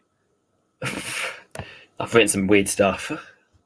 Not weird in like what most people would see as weird, but like this is crap. Pardon the French. I remember back in okay, so this is a little bit of a tidbit for you. But back in 2016, I did a spec script that I never really I think I showed it Luke briefly. Or was it 2015? As a spec script for Series 5, Episode 1. And it was originally very different to How Time Flies, as it turned out. In which regeneration would go slightly wrong and there would end up being two of me. One a bit representing the darker side of the Doctor and one representing the lighter side. It didn't occur to me at the time, but roughly 10 minutes after I sent it to Luke, I realised, hang on, I just ripped off a Star Trek episode. What have I done? Oh god, I tried doing that. I tried doing that in the original once. series where William Shatner was split into two, and it's like the dark Shatner and the good Shatner, and I'm like, I did something a little bit similar to that, and I kind of like, oh god, I unintentionally ripped off some stuff before. It's like, what have I created? Why did I do this? Why did I do? I probably still got that script somewhere on my computer. I might make it public one day if anybody wants to laugh. But but yeah, it's not my proudest moment. Trust me, neither. Trust too much. But all right, always a good one. Without spoilers, what's been the funniest moment on the Series 5 set? Oh, we have a lot of good moments on the set. Trying to think of a specific one. I remember when we were, for some reason, sometimes we can just end up corpsing. So we'll just say something funny, and then we're unable to concentrate for the remainder of the day. Not for the remainder of the day, more like for an hour or so, which is just something really funny that happens. But one time I did. It's not necessarily funny, but when I was doing one of my stunts around the TARDIS in the regeneration scene, I think I very sharply connected my hip, and I went on a bit of a comedic rant about how I've had a broken hip or something. And I think everybody was laughing, so that was nice. It did hurt, but there's a lot of funny scenes, and one of the things that I found very fun to do is coming up in episode 5 as well.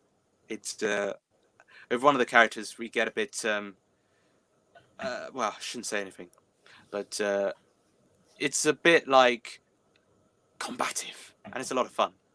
Ooh. But acting that out was just like, it's so awkward when you have to do it with someone you're close friends with, and you're like, right, I'm not going to hurt you. I'm trying not to hurt you. You're doing your best. Just for the name of acting. Yes. All right. Let's get on to like Fall of the Doctor. Apart from Ice Warrior, talk about the regeneration scene. Like, how did that go through on your side of things? Regeneration scene. Oh wow, that was So from my perspective, slightly intimidating. I was witness to this regeneration being filmed by Dan, and then Docker was there as well.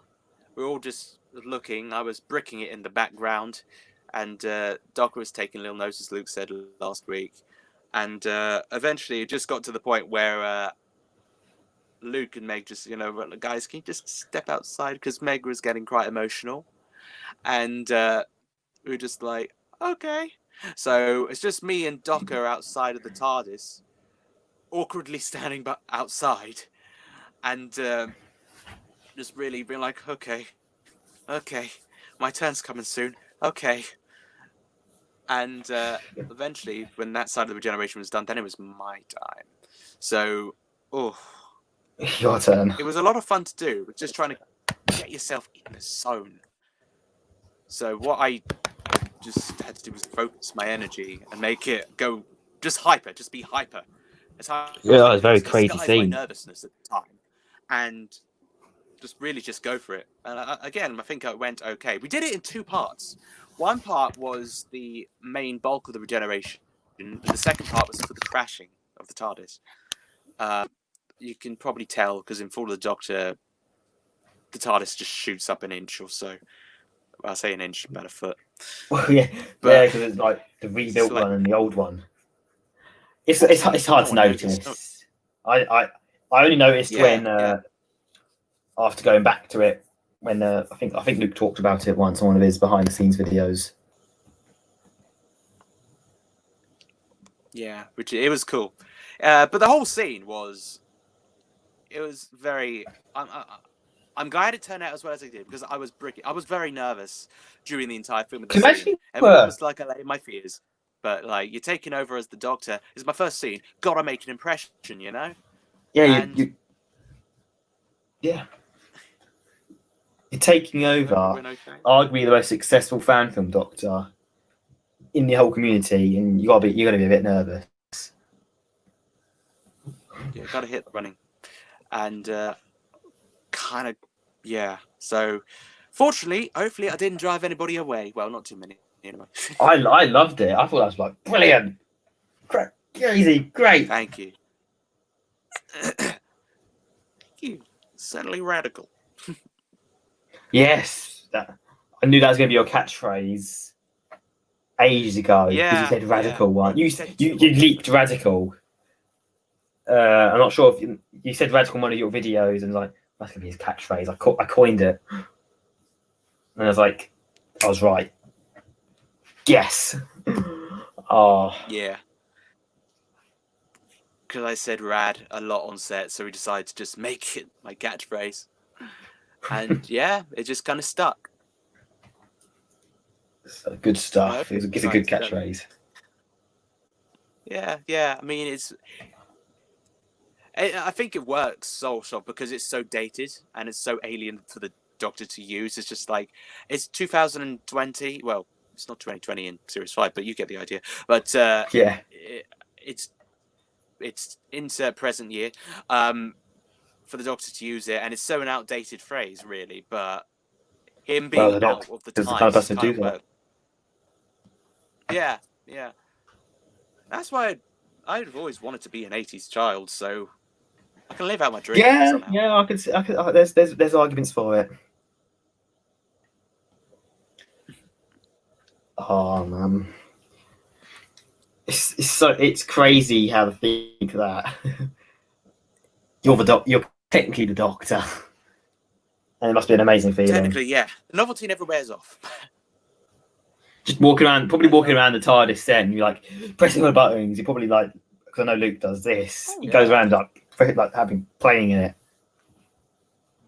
Sometimes when I'm on set, when other people are off set, and it's just me and the TARDIS, I love just playing around with everything and flicking all the switches. Oh, it's a work of art. Acting like I own the place. And I know, like, whenever they finish filming, Luke switches back. My TARDIS, it's blue now. As said last week. Mm-hmm. His TARDIS is blue, mine is purple. You can just tell the energies in the room. We could have a rave party because apparently you could switch lights.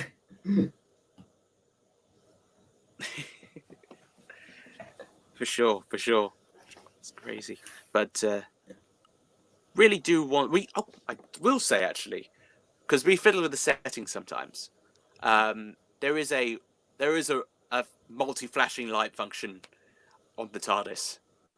And, yes, I've seen it in action. If we just want to have a little bit of a laugh, sometimes we just literally just put it on the rainbow function, and it's hilarious.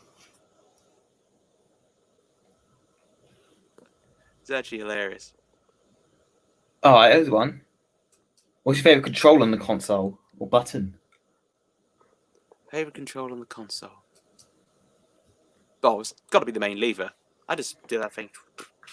Oh, the fact it's made out of a water pipe is just like, wow. Yeah, it's perfect. I just repeatedly pull the thing back and throw it forward. It's Think you're cloudy. It's addictive. It's a problem.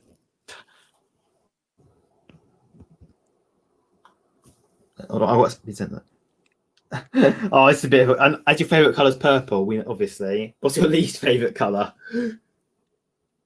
Least favorite colour? Probably beige. Fair enough. I'm not a fan of an earthly, dirty beige. Because I feel like that's the it's a tricky colour to work with in all manners of things. But yeah.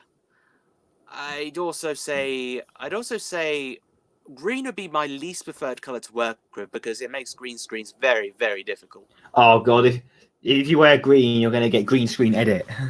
It's just one of the inevitabilities of wearing green. Yes, if you ever have a doctor with a green costume, the fact that Luke went with a green coat is a bit like good you didn't. Because that'd be crazy. Yeah. It's just like, well, fortunate. It's very fortunate. It would be crazy. So, I personally won't be wearing anything green. Good job. I forgot what I was going to ask. Sorry. That's all right. Take your time. It happened plenty of times last week. Trust me. Chat, you need to step in come here. Back to you. Because we're up to date on the chat. Oh well. Dan is screaming at the moment. The fact that you don't like green. Well, I mean, I do like green in certain circumstances. In the right. Oh no! I just realised. But Dan pulls off green. And Dan knows how to work with green. Well, he's Irish. If it was me, I wouldn't have the first idea of how to work with it. So I'm leaving that entirely to him. Okay. You did. Have you seen the female effect on you? Have you seen it because you've been asked it? Because it's really funny. Yeah. Do you think it's cursed or something? I made that little picture. It's cursed. The face app one, right? Yeah. Trust me, they've had a bit of a re-emergence. I mean, it makes me look like a pop sensation from the 80s. That's what I like about it. That's the only thing I can take from it. Okay. I don't know why it just come back to fashion, because I remember a time when FaceApp was all a thing back in like 2017 or something, and now suddenly everybody's using it again. Why? Yeah, that's a good question. Why? All right. I've got another joke question. Because we kept on making jokes that Dom is hiding in Luke's house, making sure every time Luke left, are you in Luke's house?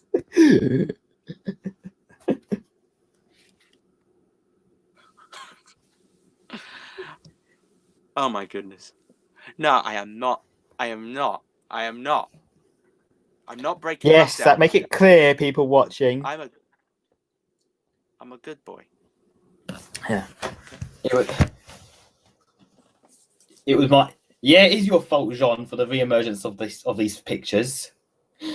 I know what you're up to. No, it was you all along. Yes, I've seen. Jean keeps making random, really silly ones. Right. Naughty. We're all using it now. It's all started up again. Oh. But I've seen some of Jean's work and on the Face app, and my God, indeed. Yeah, the group chat blew up. It was them post in the group chat, and they post them, and it blew up. Yeah, to say it blew up was an understatement. It's certainly started a trend in the community. Thankfully, a positive one. So the Doctor Who community is just rubbish in general, and glad it's something not toxic and horrible. My perspective on that is there's a lot of great people doing a lot of great things. It's just there's a lot of unfortunately bad people doing some fairly uncreative and problematic things, which is a shame because the community has a lot of potential to be a force for good, especially in these times. Of course. And stuff that the Doctor Who lockdown has been doing has been amazing, and I'm very, very, very proud of the stuff that has come out of this time, and it's really good. Anybody that tries purposely to put it down or anything really needs to look at perspectives and. Yeah, I've had that a little bit. We're supposed to be supportive at this time, and it's just I wish everyone was. Back to things. Another one. Dom, do you watch any other fan films and or audio outside of DW 2012? Outside of things, yeah. Velocity, love Velocity. Resurrection, try to keep with that as much as I can. I mean, I skipped forward a bit to Transcendence because that one I was, as I said, originally going to be in, but I wanted to see the end result. I've also seen a few others. Oh yeah, Fractured Timeline, obviously. Forgot about that. Yeah, DW 2012, though. They're part of the universe, don't you? Excluding the universe. Does Remastered count? Excluding the universe. Yeah, sorry. Sorry if I didn't make that clear enough. That's all right. Okay, so Velocity, MB and Homeland. I've seen a few of them as well. Oh, I'm friends with Mark. He's great at what he does. I'll be sure to pass that on to him. Aren't they great guys? They're great guys. Yeah, I've got to agree. I mean, I guess ever since I started doing fan film bits for myself, I didn't make such of a conscious effort to try to watch too many more because I didn't want to subconsciously pick up ideas and stuff and end up, I have a constant fear of like accidentally ripping someone off, and I really don't want to do that. So trust. I've ripped off a few fan filmmakers. I'm not going to name names because I'm ashamed. But yeah, sometimes these things happen. It's unfortunate when it happens because you don't notice it until it's too late, and then you're like.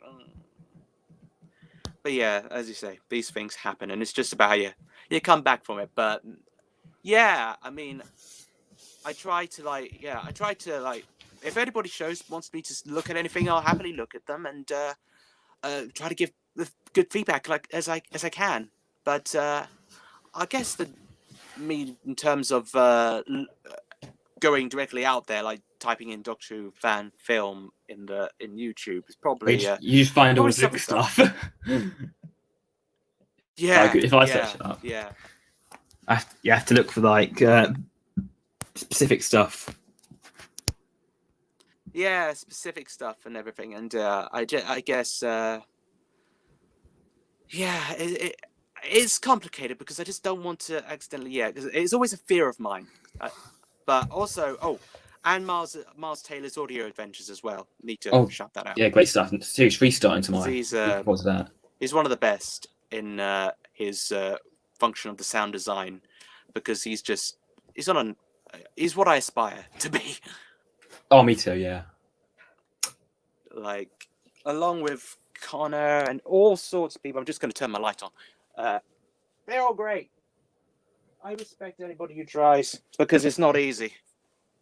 It isn't really. It's bloody it gives me a bloody headache. Just like finding decent sound effects, editing the audio out. I was like, I want to tear my hair out sometimes. Yeah, I know, right?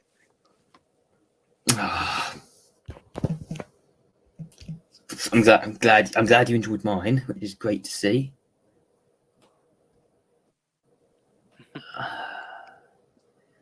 Just sent a message. Anything else Let's look in the comments. Okay. Just talk about the curse tip. Oh, hold on. My doctor ordered to be able to work for 7 years. I can't wait to share it with everyone. Shameless plug complete. 7 years. Blooming hell, yeah. Some people. I hope it will be great. I'm looking forward to it. Should be a good one. Wow. Much respect for hugely spending that amount of time on it and not like canning it. That is dedication. Huge respect. Link me when it's done. I'll happily listen to it. Oh, brilliant. As you know, Dom, I linked on mine, so he will definitely listen to yours. So feel free. Because if it works for me, it should work for anyone because I'm a bloody nobody.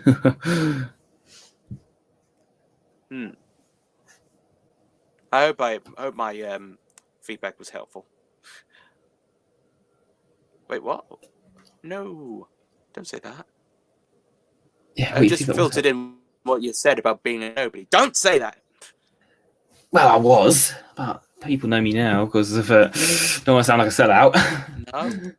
No, not allowing you to put yourself down on your own live stream.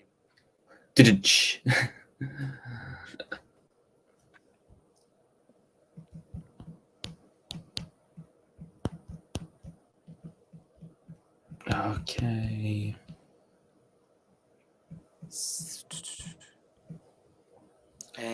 Good. Unfortunately, I cannot see the comments once again. The chat thing is completely disabled for me. This would be on the official CBHL Productions on the channel. CBHL Productions. Coolio. Keep that. Is that Series 12 scroll shirt, Dom? Yes, it is. So yeah, I got it from Magnoli some years ago, and it's very nice. I've had it for a good few years. Thankfully, still fits.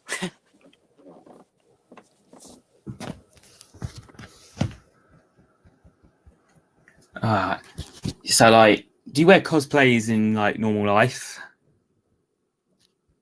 Oh yeah. I mean, I've spent enough money on this stuff. I'm gonna wear it outside. Because obviously, I wear my Capaldi coats outside, and I was like, oh well, who cares? It's cool. Yeah. Thing is, with the Capaldi outfit, it essentially can double as normal clothes. You can get away with that. So I like wearing the Holes jumper. Yes. One day I will have one. Yes, you will. Hoping for you. Yes. I'll if they ever do a new replica run, because they're really good. Oh god, yeah. And unfortunately, not £400 or so like the original jumper. Oh bloody hell, yeah! Just looking for decent stuff. I'm like, oh, that's a bit steep. The original jumper is like priceless, very hard to find, very rare, and is one of the most sought after bits of a cosplay collection.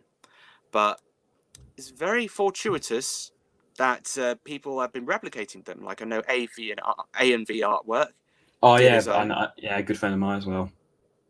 Great. I'm glad. I wish I had money back then because I would have got one. Oh, money's always the curse. I've always wondered, Dom, what is your favourite classic Tardis key? Oh, the fourth Doctor's one. That is. Oh, I just love that design. I'm so sad that they went back to the normal Yale key because I just love that sort of that. I can't describe the design, but I always liked how he wore it around his neck because it was for you, not for a long period of time, but I'd say that one is just a very quintessential design, and they should have kept that one because it was nice and unique. 12th Doctor gear is a look. Completely agree. It is, especially like the red velvet. Oh, I need one. Oh, it's amazing. It is very much something, to say the least. Fortunately, they do some cheap ones on the internet, cheaper ones. But yeah. So if you need any help, just let me know and I'll help you out. Yes, this is the cosplay. This is the cosplay man to go to. Helped me with my I stuff. do my best. Oh, well, I'm glad I've been able to. Yes. I've watched your videos a number of times to see what I can do. I was like, this is good. I might be able to do this. Yeah. Well, that's what they're there for. Like, that's what my entire premise behind the How to Cosplay series was. It was just to help other cosplayers, really. And if I managed to do that, then mission accomplished.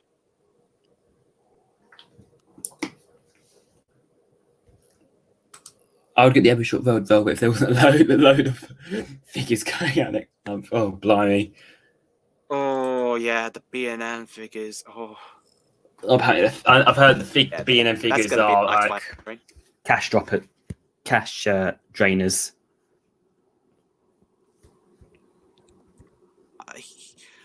Yeah, I've seen some of them. I wanted the Romana one. I really want the Romana one, and the Sarah one. That set, because that would go very nicely on my windowsill. Oh my god, you should see Luke's collection. It's it's got like everything.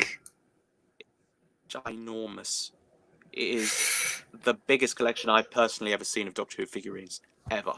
That's impressive, considering Tardis is out. Incredibly. The Tardis is in the garden, and he's got all of the collections. Like, what do you do? How do you do it? It's crazy. Oh god. Years of dedication to the craft. Brilliant stuff.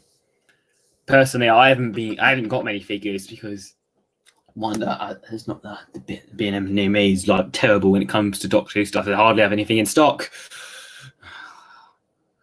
Really irritating. Yeah, I'm not a massive. I used to be a lot more of a collector in the merch, but these days I'm not so much because adult responsibilities and all that. Can't afford to be spending stuff on figures all the time, unfortunately. But I can appreciate them from afar or on the internet.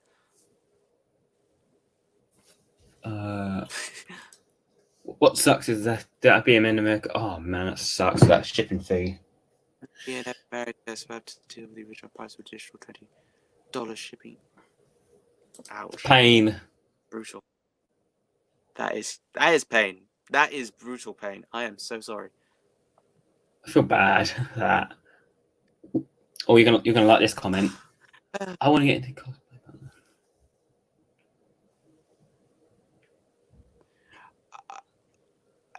I mean, for blondes, costume of purples. I mean, that's just a funny way to really consider, considering that like the original Doctor Who outfits are like well into the thousands for New Who, especially.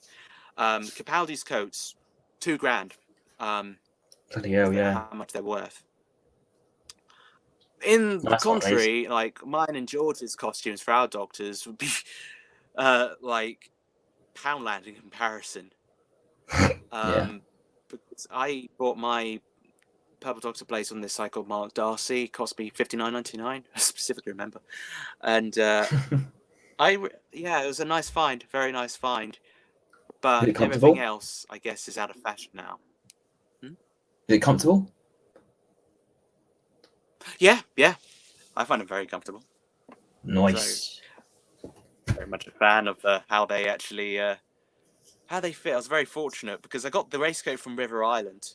That was a very instinctual decision. No, I got the racecoat from ASOS. I got the trousers from River Island. Great, I'm forgetting my own costume. I'm getting old, man. I'm getting old. Oh, this is something. Yeah. This is one dedicated to you. I don't know. I'm not sure about this. Dom, what's your favorite Yu-Gi-Oh series? Duel Monsters got to be the original. I absolutely adore the original, but I love GX as well. GX has a lot of charm to it. I'll be honest, I haven't seen anything after 5Ds. I couldn't watch Zexal because the protagonist's voice is just too grating for me. It put me off instantly. I've seen a bit of Arc V. I did enjoy what I saw about it. Haven't seen anything of Reigns, but I've seen the first couple of episodes of Sevens, and I actually surprisingly liked that more than I thought I would. So that's my brief opinions on the Yu-Gi-Oh franchise. Anybody who plays Yu-Gi-Oh Duel Links, feel free to hit me up. So shameless plug. I've been meaning to get into certain animes, but like, procrastination. It's once you get into the anime world, it's difficult to get out. I want to start watching JoJo's Bizarre Adventure at some point because I've heard so much about that. What's it? Another one. I love you wear his shoulders and shoulders. I don't know. It's just on the shoulders, very anime stuff. Yes, inspired from Yu-Gi-Oh! For sure. I came up with that. I decided to start wearing the coat without the sleeves because that's my favorite look of Yami Yugi in the Battle City arc in the manga and the anime of Yu-Gi-Oh! And I was just like, I wanted a cape. I came with the idea of just like having a cape for my doctor, and I tried out a proper type cape. I was like, nah. But I then did this Yugi style of just draping it over your shoulders, and I was like, I like this. So I'll be going on and on from that through Series 5. Some episodes very snazzy look. Some episodes he won't. Really? Which one will he do it in? Which one will he won't? You'll never know. It's like put your best down. The doctor just thinks he looks cool doing it like that way. He probably does it. He does look pretty cool, to admit.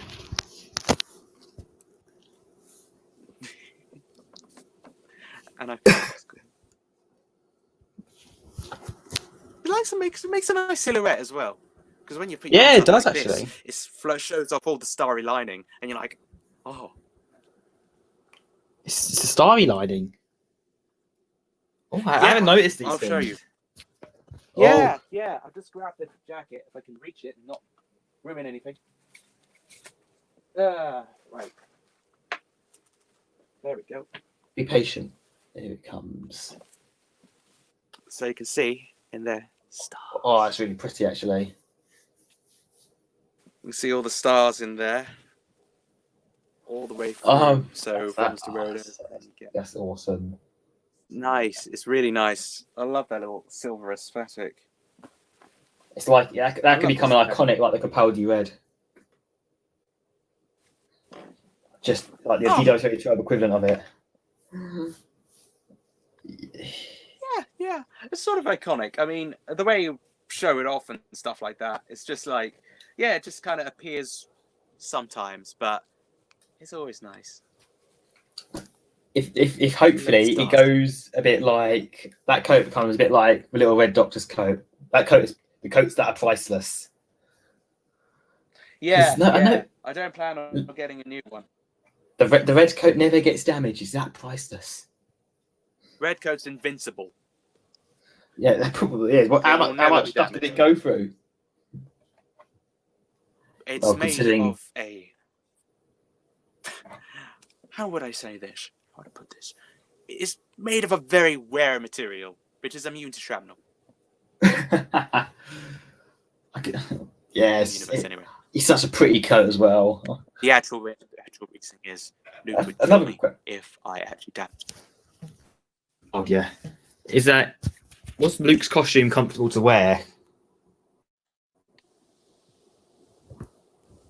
Oh, yes. So, sorry about that. Just waiting for the question to come through. So it was surprisingly, it was a little bit short on me. So, like, the sleeves were a bit upwards. You can probably tell on the actual episode, but everything was just a little bit short on me. It was just short on me. But it was comfy at the same time. I still fit in it okay. The waistcoat buttoned up all right. But the shirt and the tie were mine that I damaged, especially for the episode. Yeah. And the trousers were mine as well, because there's no way I'm his waist size. I'm sorry. Yeah, I'm tiny. He's a very tiny man. Oh God, I don't like making short jokes. I feel bad when I mention anything short with Little Red. It's not me making a joke or anything. It's just a matter of fact. Some people are like that. No.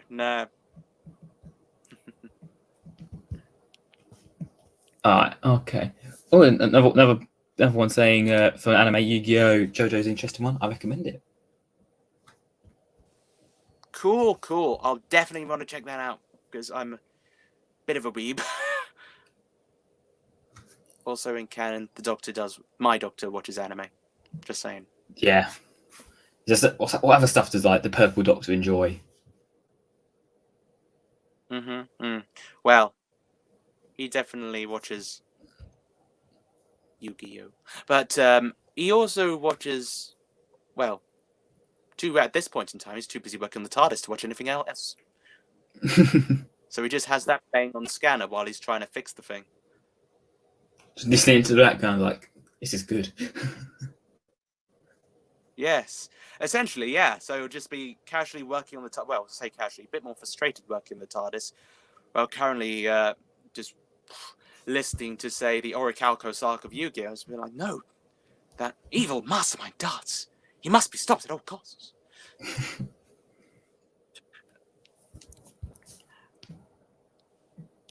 Oh God! It's something. Do you like a series called Smallville from a friend of mine asked me that? Smallville. I've heard, obviously, I know of it. I know a little bit about it. Only watched the last episode, funnily enough. But that's about it. I've not watched anything proper of it. I don't watch any of the CW shows, to be honest. Fair enough. So just completely out of touch with that entire side of the universe. DC universe, I should say. Well, yeah. Don't agree with how DC Universe has been run, really. But they seem to have got back on their feet. I mean, I just guess I just never got into them. And I saw a clip of what was it, Supergirl? Oh, with that terrible CGI. And I'm like, this is not an incitement to watch the show. Then again, might be Doctor Who's good, not the best CGI. They look worse than Doctor Who, for sure. Really? Oh, bloody hell, that's saying something. Oh, there's a particular clip of the Martian Manhunter or something. But, yeah, the special effects were just poor. I don't know why. It's like, my God, guys, put some budget back in. Another question. Have you watched Life on Mars or / Ashes to Ashes? I'm getting asked these, by the way. What do you think of them? I've watched Life on Mars years ago when it was originally aired. I really loved Life on Mars. I was a massive fan of John Sim at the time anyway, so I still am.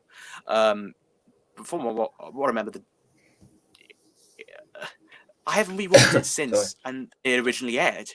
That's why I'm trying to dredge it back up. But I just remember that last episode where he was going to jump off the cliff. And I was just like, oh my God, I'm going to see this? But yeah, brilliant show. And I remember really enjoying it. Haven't seen Ashes to Ashes. But I hear that's also good. Oh, another one. Does your doctor like subbed anime or dubbed anime? He doesn't judge. He just watches what he can, but he prefers. Well, I mean, there's no reason for him to prefer anything because the TARDIS translates it into his native language anyway. Oh yes. So it's technically in Gallifreyan. Yeah. Gallifreyan or English, whichever. So. Nice and fancy. And also, but he definitely would not be a fan of 4Kids. That's for sure. I don't even know what you're on about. Sorry if I just laugh because I haven't watched much anime. Just don't kill me. 4Kids is basically a dubbing company that did Yu-Gi-Oh! And was animes and made some really merciless cuts. And kind of, yeah, there's this basically, I'll put it into perspective. There's a scene where people pointed guns at a character, but they will place it with finger guns for the American audience. Oh, God. It's not good. Not good. there's a point where you just take things a little bit too far, really, where you just censor out your entire part of your show, especially in solo posters, movie posters.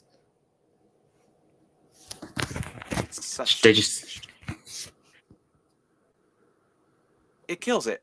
It honestly kills it. But you don't take it seriously when that happens. No, for sure. But still, they all have their merits. I personally prefer dubbed anime because I hate having to just keep focused on two things at the same time, like character subtitles. But sometimes it's perfectly fine. I watched the entirety of season 4 of Yu-Gi-Oh! GX because that was only in subbed, and that was fine. But I like Dan Green, and I don't want to miss out on Dan Green. Dan Green voiced Yugi, for those who don't know. And he's got a fantastic voice. He's voiced goals, to be honest. He also voiced Knuckles. Oh, Dom. Oh, sorry. 2000 series. Froze up a little bit there. There's a little bit of trivia. Oh, did I? No, I don't know if it was you or me, but I think the whole screen froze up for a moment. And I can see someone agrees with the 4 kids. Saying it was tragic. Oh, the 4 kids One Piece trailer. Oh my god. I remember seeing comparison pictures of that, and oh my Jesus Christ. That was painful. Yeah. I hated that. I actually hated that. Look up One Piece 4 Kids on YouTube, folks. Trust me. It will disappoint you. Fortunately, they did a better one from, I believe, Funimation, and they actually did the source material respectfully. I'm sorry, Matt. This topic must be completely going over your head. No, it's just fine because it's your thing. You can do it, you chat. Sorry.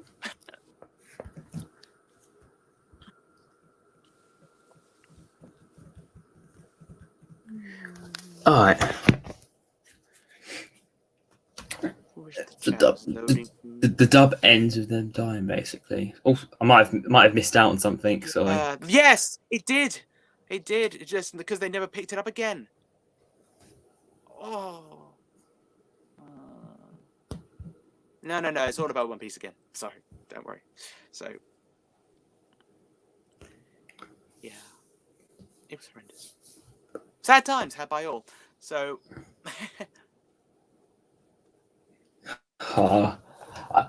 One day I will understand what this all means.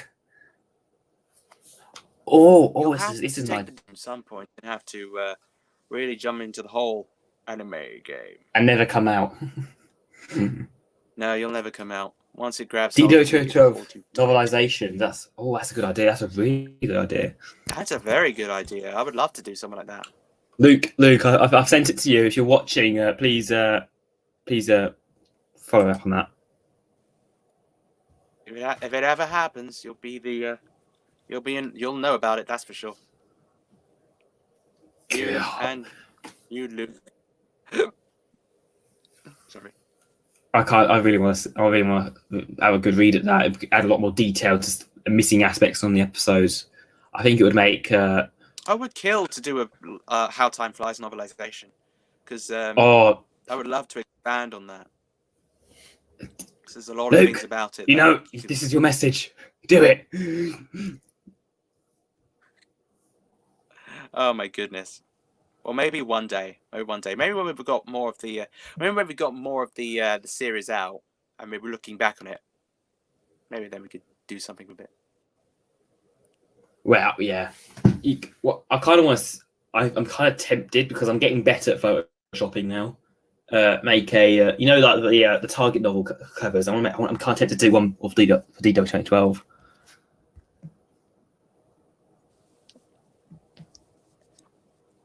Yeah. They made that little template thing the other day on Twitter for Target novelizations, which I thought was pretty cool. But yeah, I think a Target novelization style cover would be pretty rad. Yes. Well, feel free to use us to experiment on your Photoshop talents. Well, yeah, I'll send you one after this because I'm planning it's basically a concept of the Short Tales inspired audiobook, because I've been inspired by it, so I might give it another go. Okay. So, but I think it turned out a lot better than it did the last time. Do it. What is your oyster? Yeah. Actually, I was thinking about it last night as well. I was like, "Oh, I've got the idea for it now. A proper idea for it." Then go for it. Don't just sit on the idea. Try and make it a thing, even if it's just for yourself, just to prove you can do it. Yeah, I've done the full audio. The reason I get asked a lot why I didn't do an origin story, because I can't write origin stories as an audio, because I keep coming up with the same bloody one. It starts off different, but it always ends up being the same bloody plot. It's annoying. So I think maybe an audio book would make it a bit better, because I don't have to make it. It's just an intense action and loads of cast needed, so it might make it a bit calmer. Yeah. You can basically do what you need to do in that whole that medium. It makes it a little bit more free in a sense. Yeah. Well, I'll be sure to get on with that, and I'll ask you for feedback, of course. Might ask you some tips as well. Of course, feel free. That's what I'm here for. Good. And I know. I follow. I'm not sure if you know about Nerd Central Michael McGee. I follow his work, and he said he was inspired by your stuff, and that's good stuff.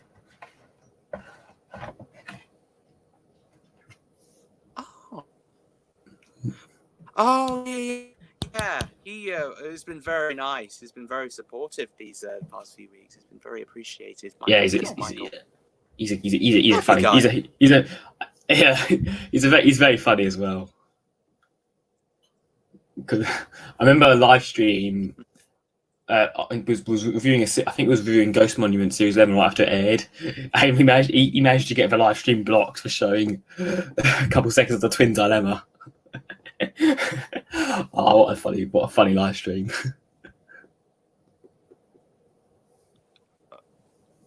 Ouch. Oh, it's funny. It was very unfortunate. Oh. Only a couple of seconds. That's all it took. And there was like... Yeah.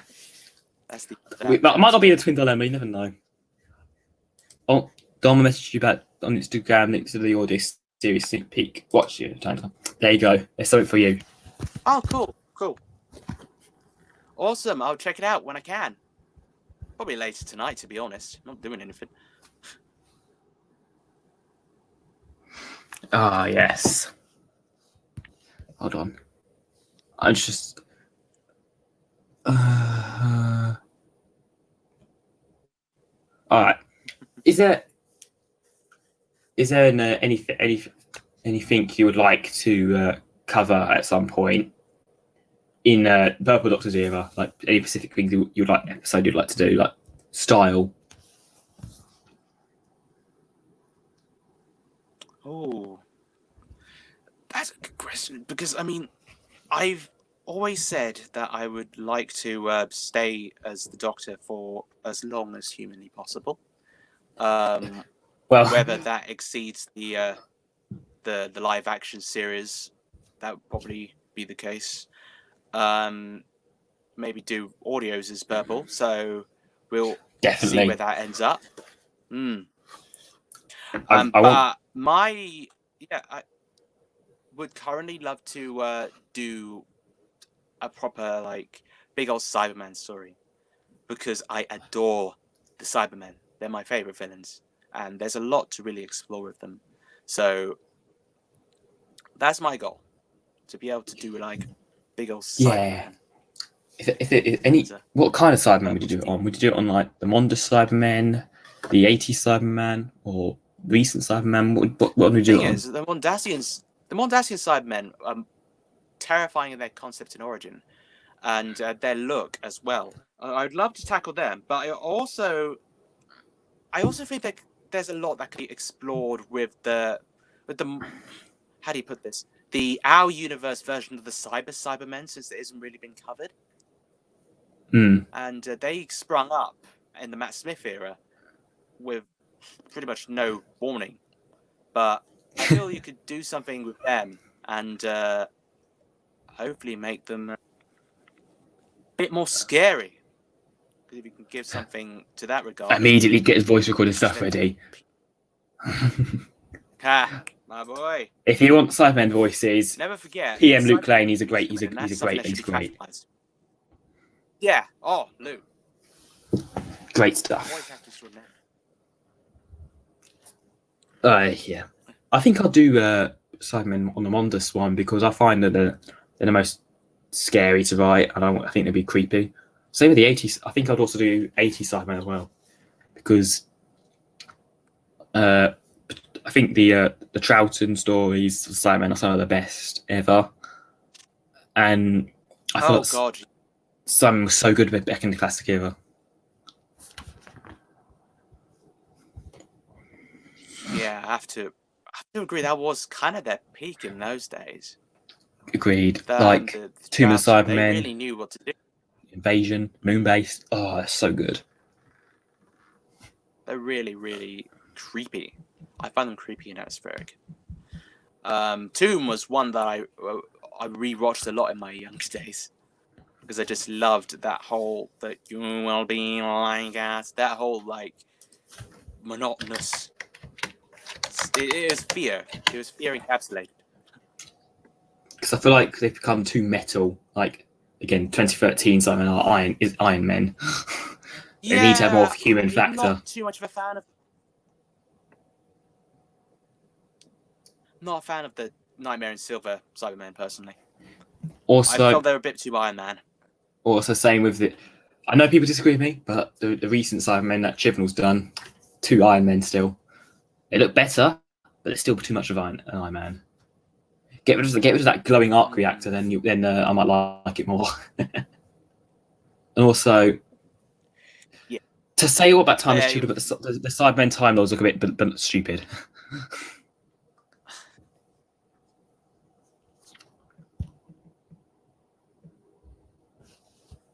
I was not a fan.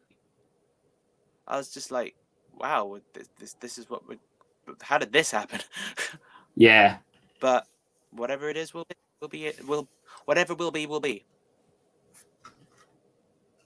Two of the Cybermen voices just for accomplished. If you need it, call me up. If I decide to do one, I shall. And same goes to everyone else here. Luke Lane is your man. If you want crazy Luke monster Lane, voices. I salute you, sir.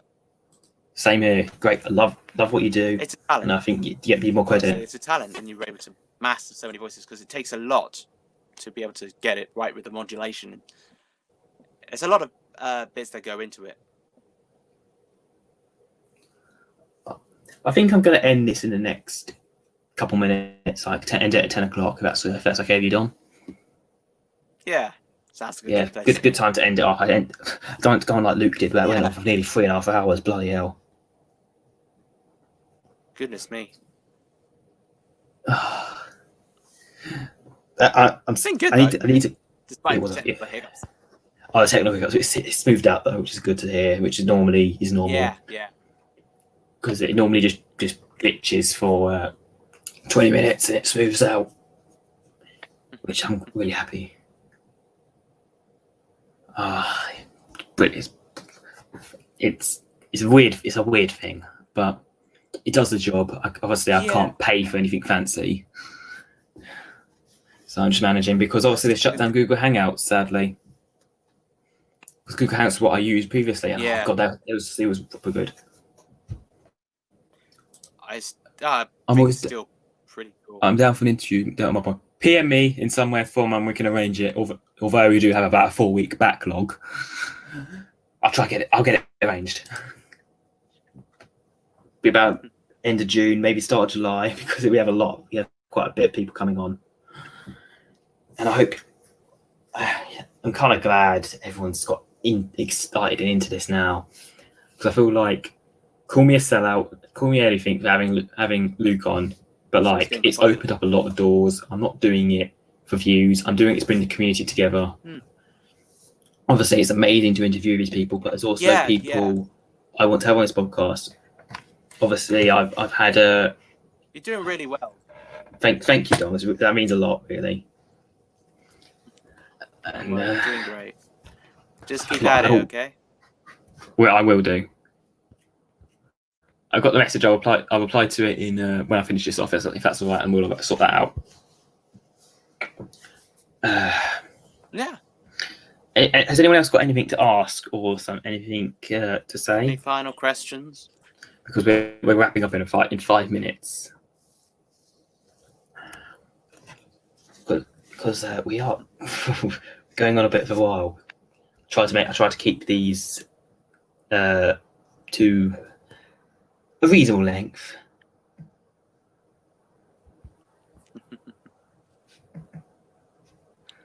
Evidently. I mean, sometimes we could just end up rambling on, you know. I'm very guilty of ramble. Trust me, yeah. Same with the Luke one. We kind of rambled. We didn't ramble. It was like I don't know how to describe it, but like that was a fun day. Nothing wrong with. Like that was one of the best days of my life. I was sweating before we started. As soon as we brought up anime, that's. Oh, another question. Dom, I'm very excited to see the Purple Dock in action and hope to see stuff very soon. Yeah. Thank you very much. Well. Excited to hear some stuff from you as well, Luke. Another one. Cup of Tea Productions. I like that name. I like a bit of tea. Dom, I love your doctor. So do I. Oh, thank you, Cup of Tea. I love a cup of tea as well. So. Oh, me too. I've had a cup of tea in ages. I might have one tomorrow. I miss tea.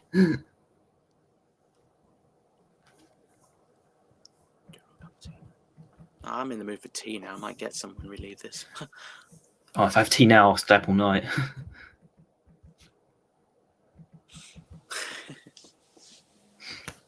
To be fair, drinking Pepsi isn't going to do me much good. But like, I've run out of drink now, so my mouth's getting really dry. It's really hard to talk. Sorry if that becomes a bit of a weird issue. Oh well, I to be honest, I should have brought a drink up as well because I can feel the dry. Not great. Oh, another good one. Would you care for some tea? Would you care for some tea? I would love a tea, even if it was brought to me by a Dalek. Oh, I want that. Just hope that everyone's well and getting on. Okay, good interview. Thank you, Jean. And thanks for tuning in, Jean-Luc. Yes, he's on. Do you watch the Universe by any chance? Because Jean's a part of that channel, and also Thomas. Because it's because I really like that. It's a really good channel. Very in depth with their videos. There was a delay there. Well, yeah, sorry. Yeah, I've seen quite a few of those vids and everything. And good. Yeah. I love a good in-depth essay. They interviewed one of the Big Finish writers yesterday, the other day. They interviewed I can't remember his name. I'm sorry, but like they interviewed someone from Big Finish the other day. It's one of you, on me. That is crazy. Doctor. Have an awesome night, folks. Wish you all the best for projects. Thank you, Doctor Adventures, and keep up with your projects. They're brilliant stuff. Thank you, Doctor Adventures. You're amazing. You do some great stuff, and I hope you do well. Oh, he's so wholesome. So wholesome. Matt Moore interviewed Scott. Yeah, there we go. I knew it. Yes. Yeah. Oh my goodness, that spelling. Yes. Let's not go that way. Stop, don't laugh. Oh goodness. 1 minute. 1 minute to go. Anything else? Gee, thanks. You too. Thank you. I'm just glad. Just glad you tuned in and enjoy both of our stuff, because I know you watch my stuff as well. Thank you. Take the best care. Yes. To put the comment back up. All right. We're going to end off in about 30 seconds. I would like to thank Dom for coming on. Lovely pleasure. Yeah, about that. It's been a pleasure. It's been a great experience. Oh yeah. And I hope you enjoyed it.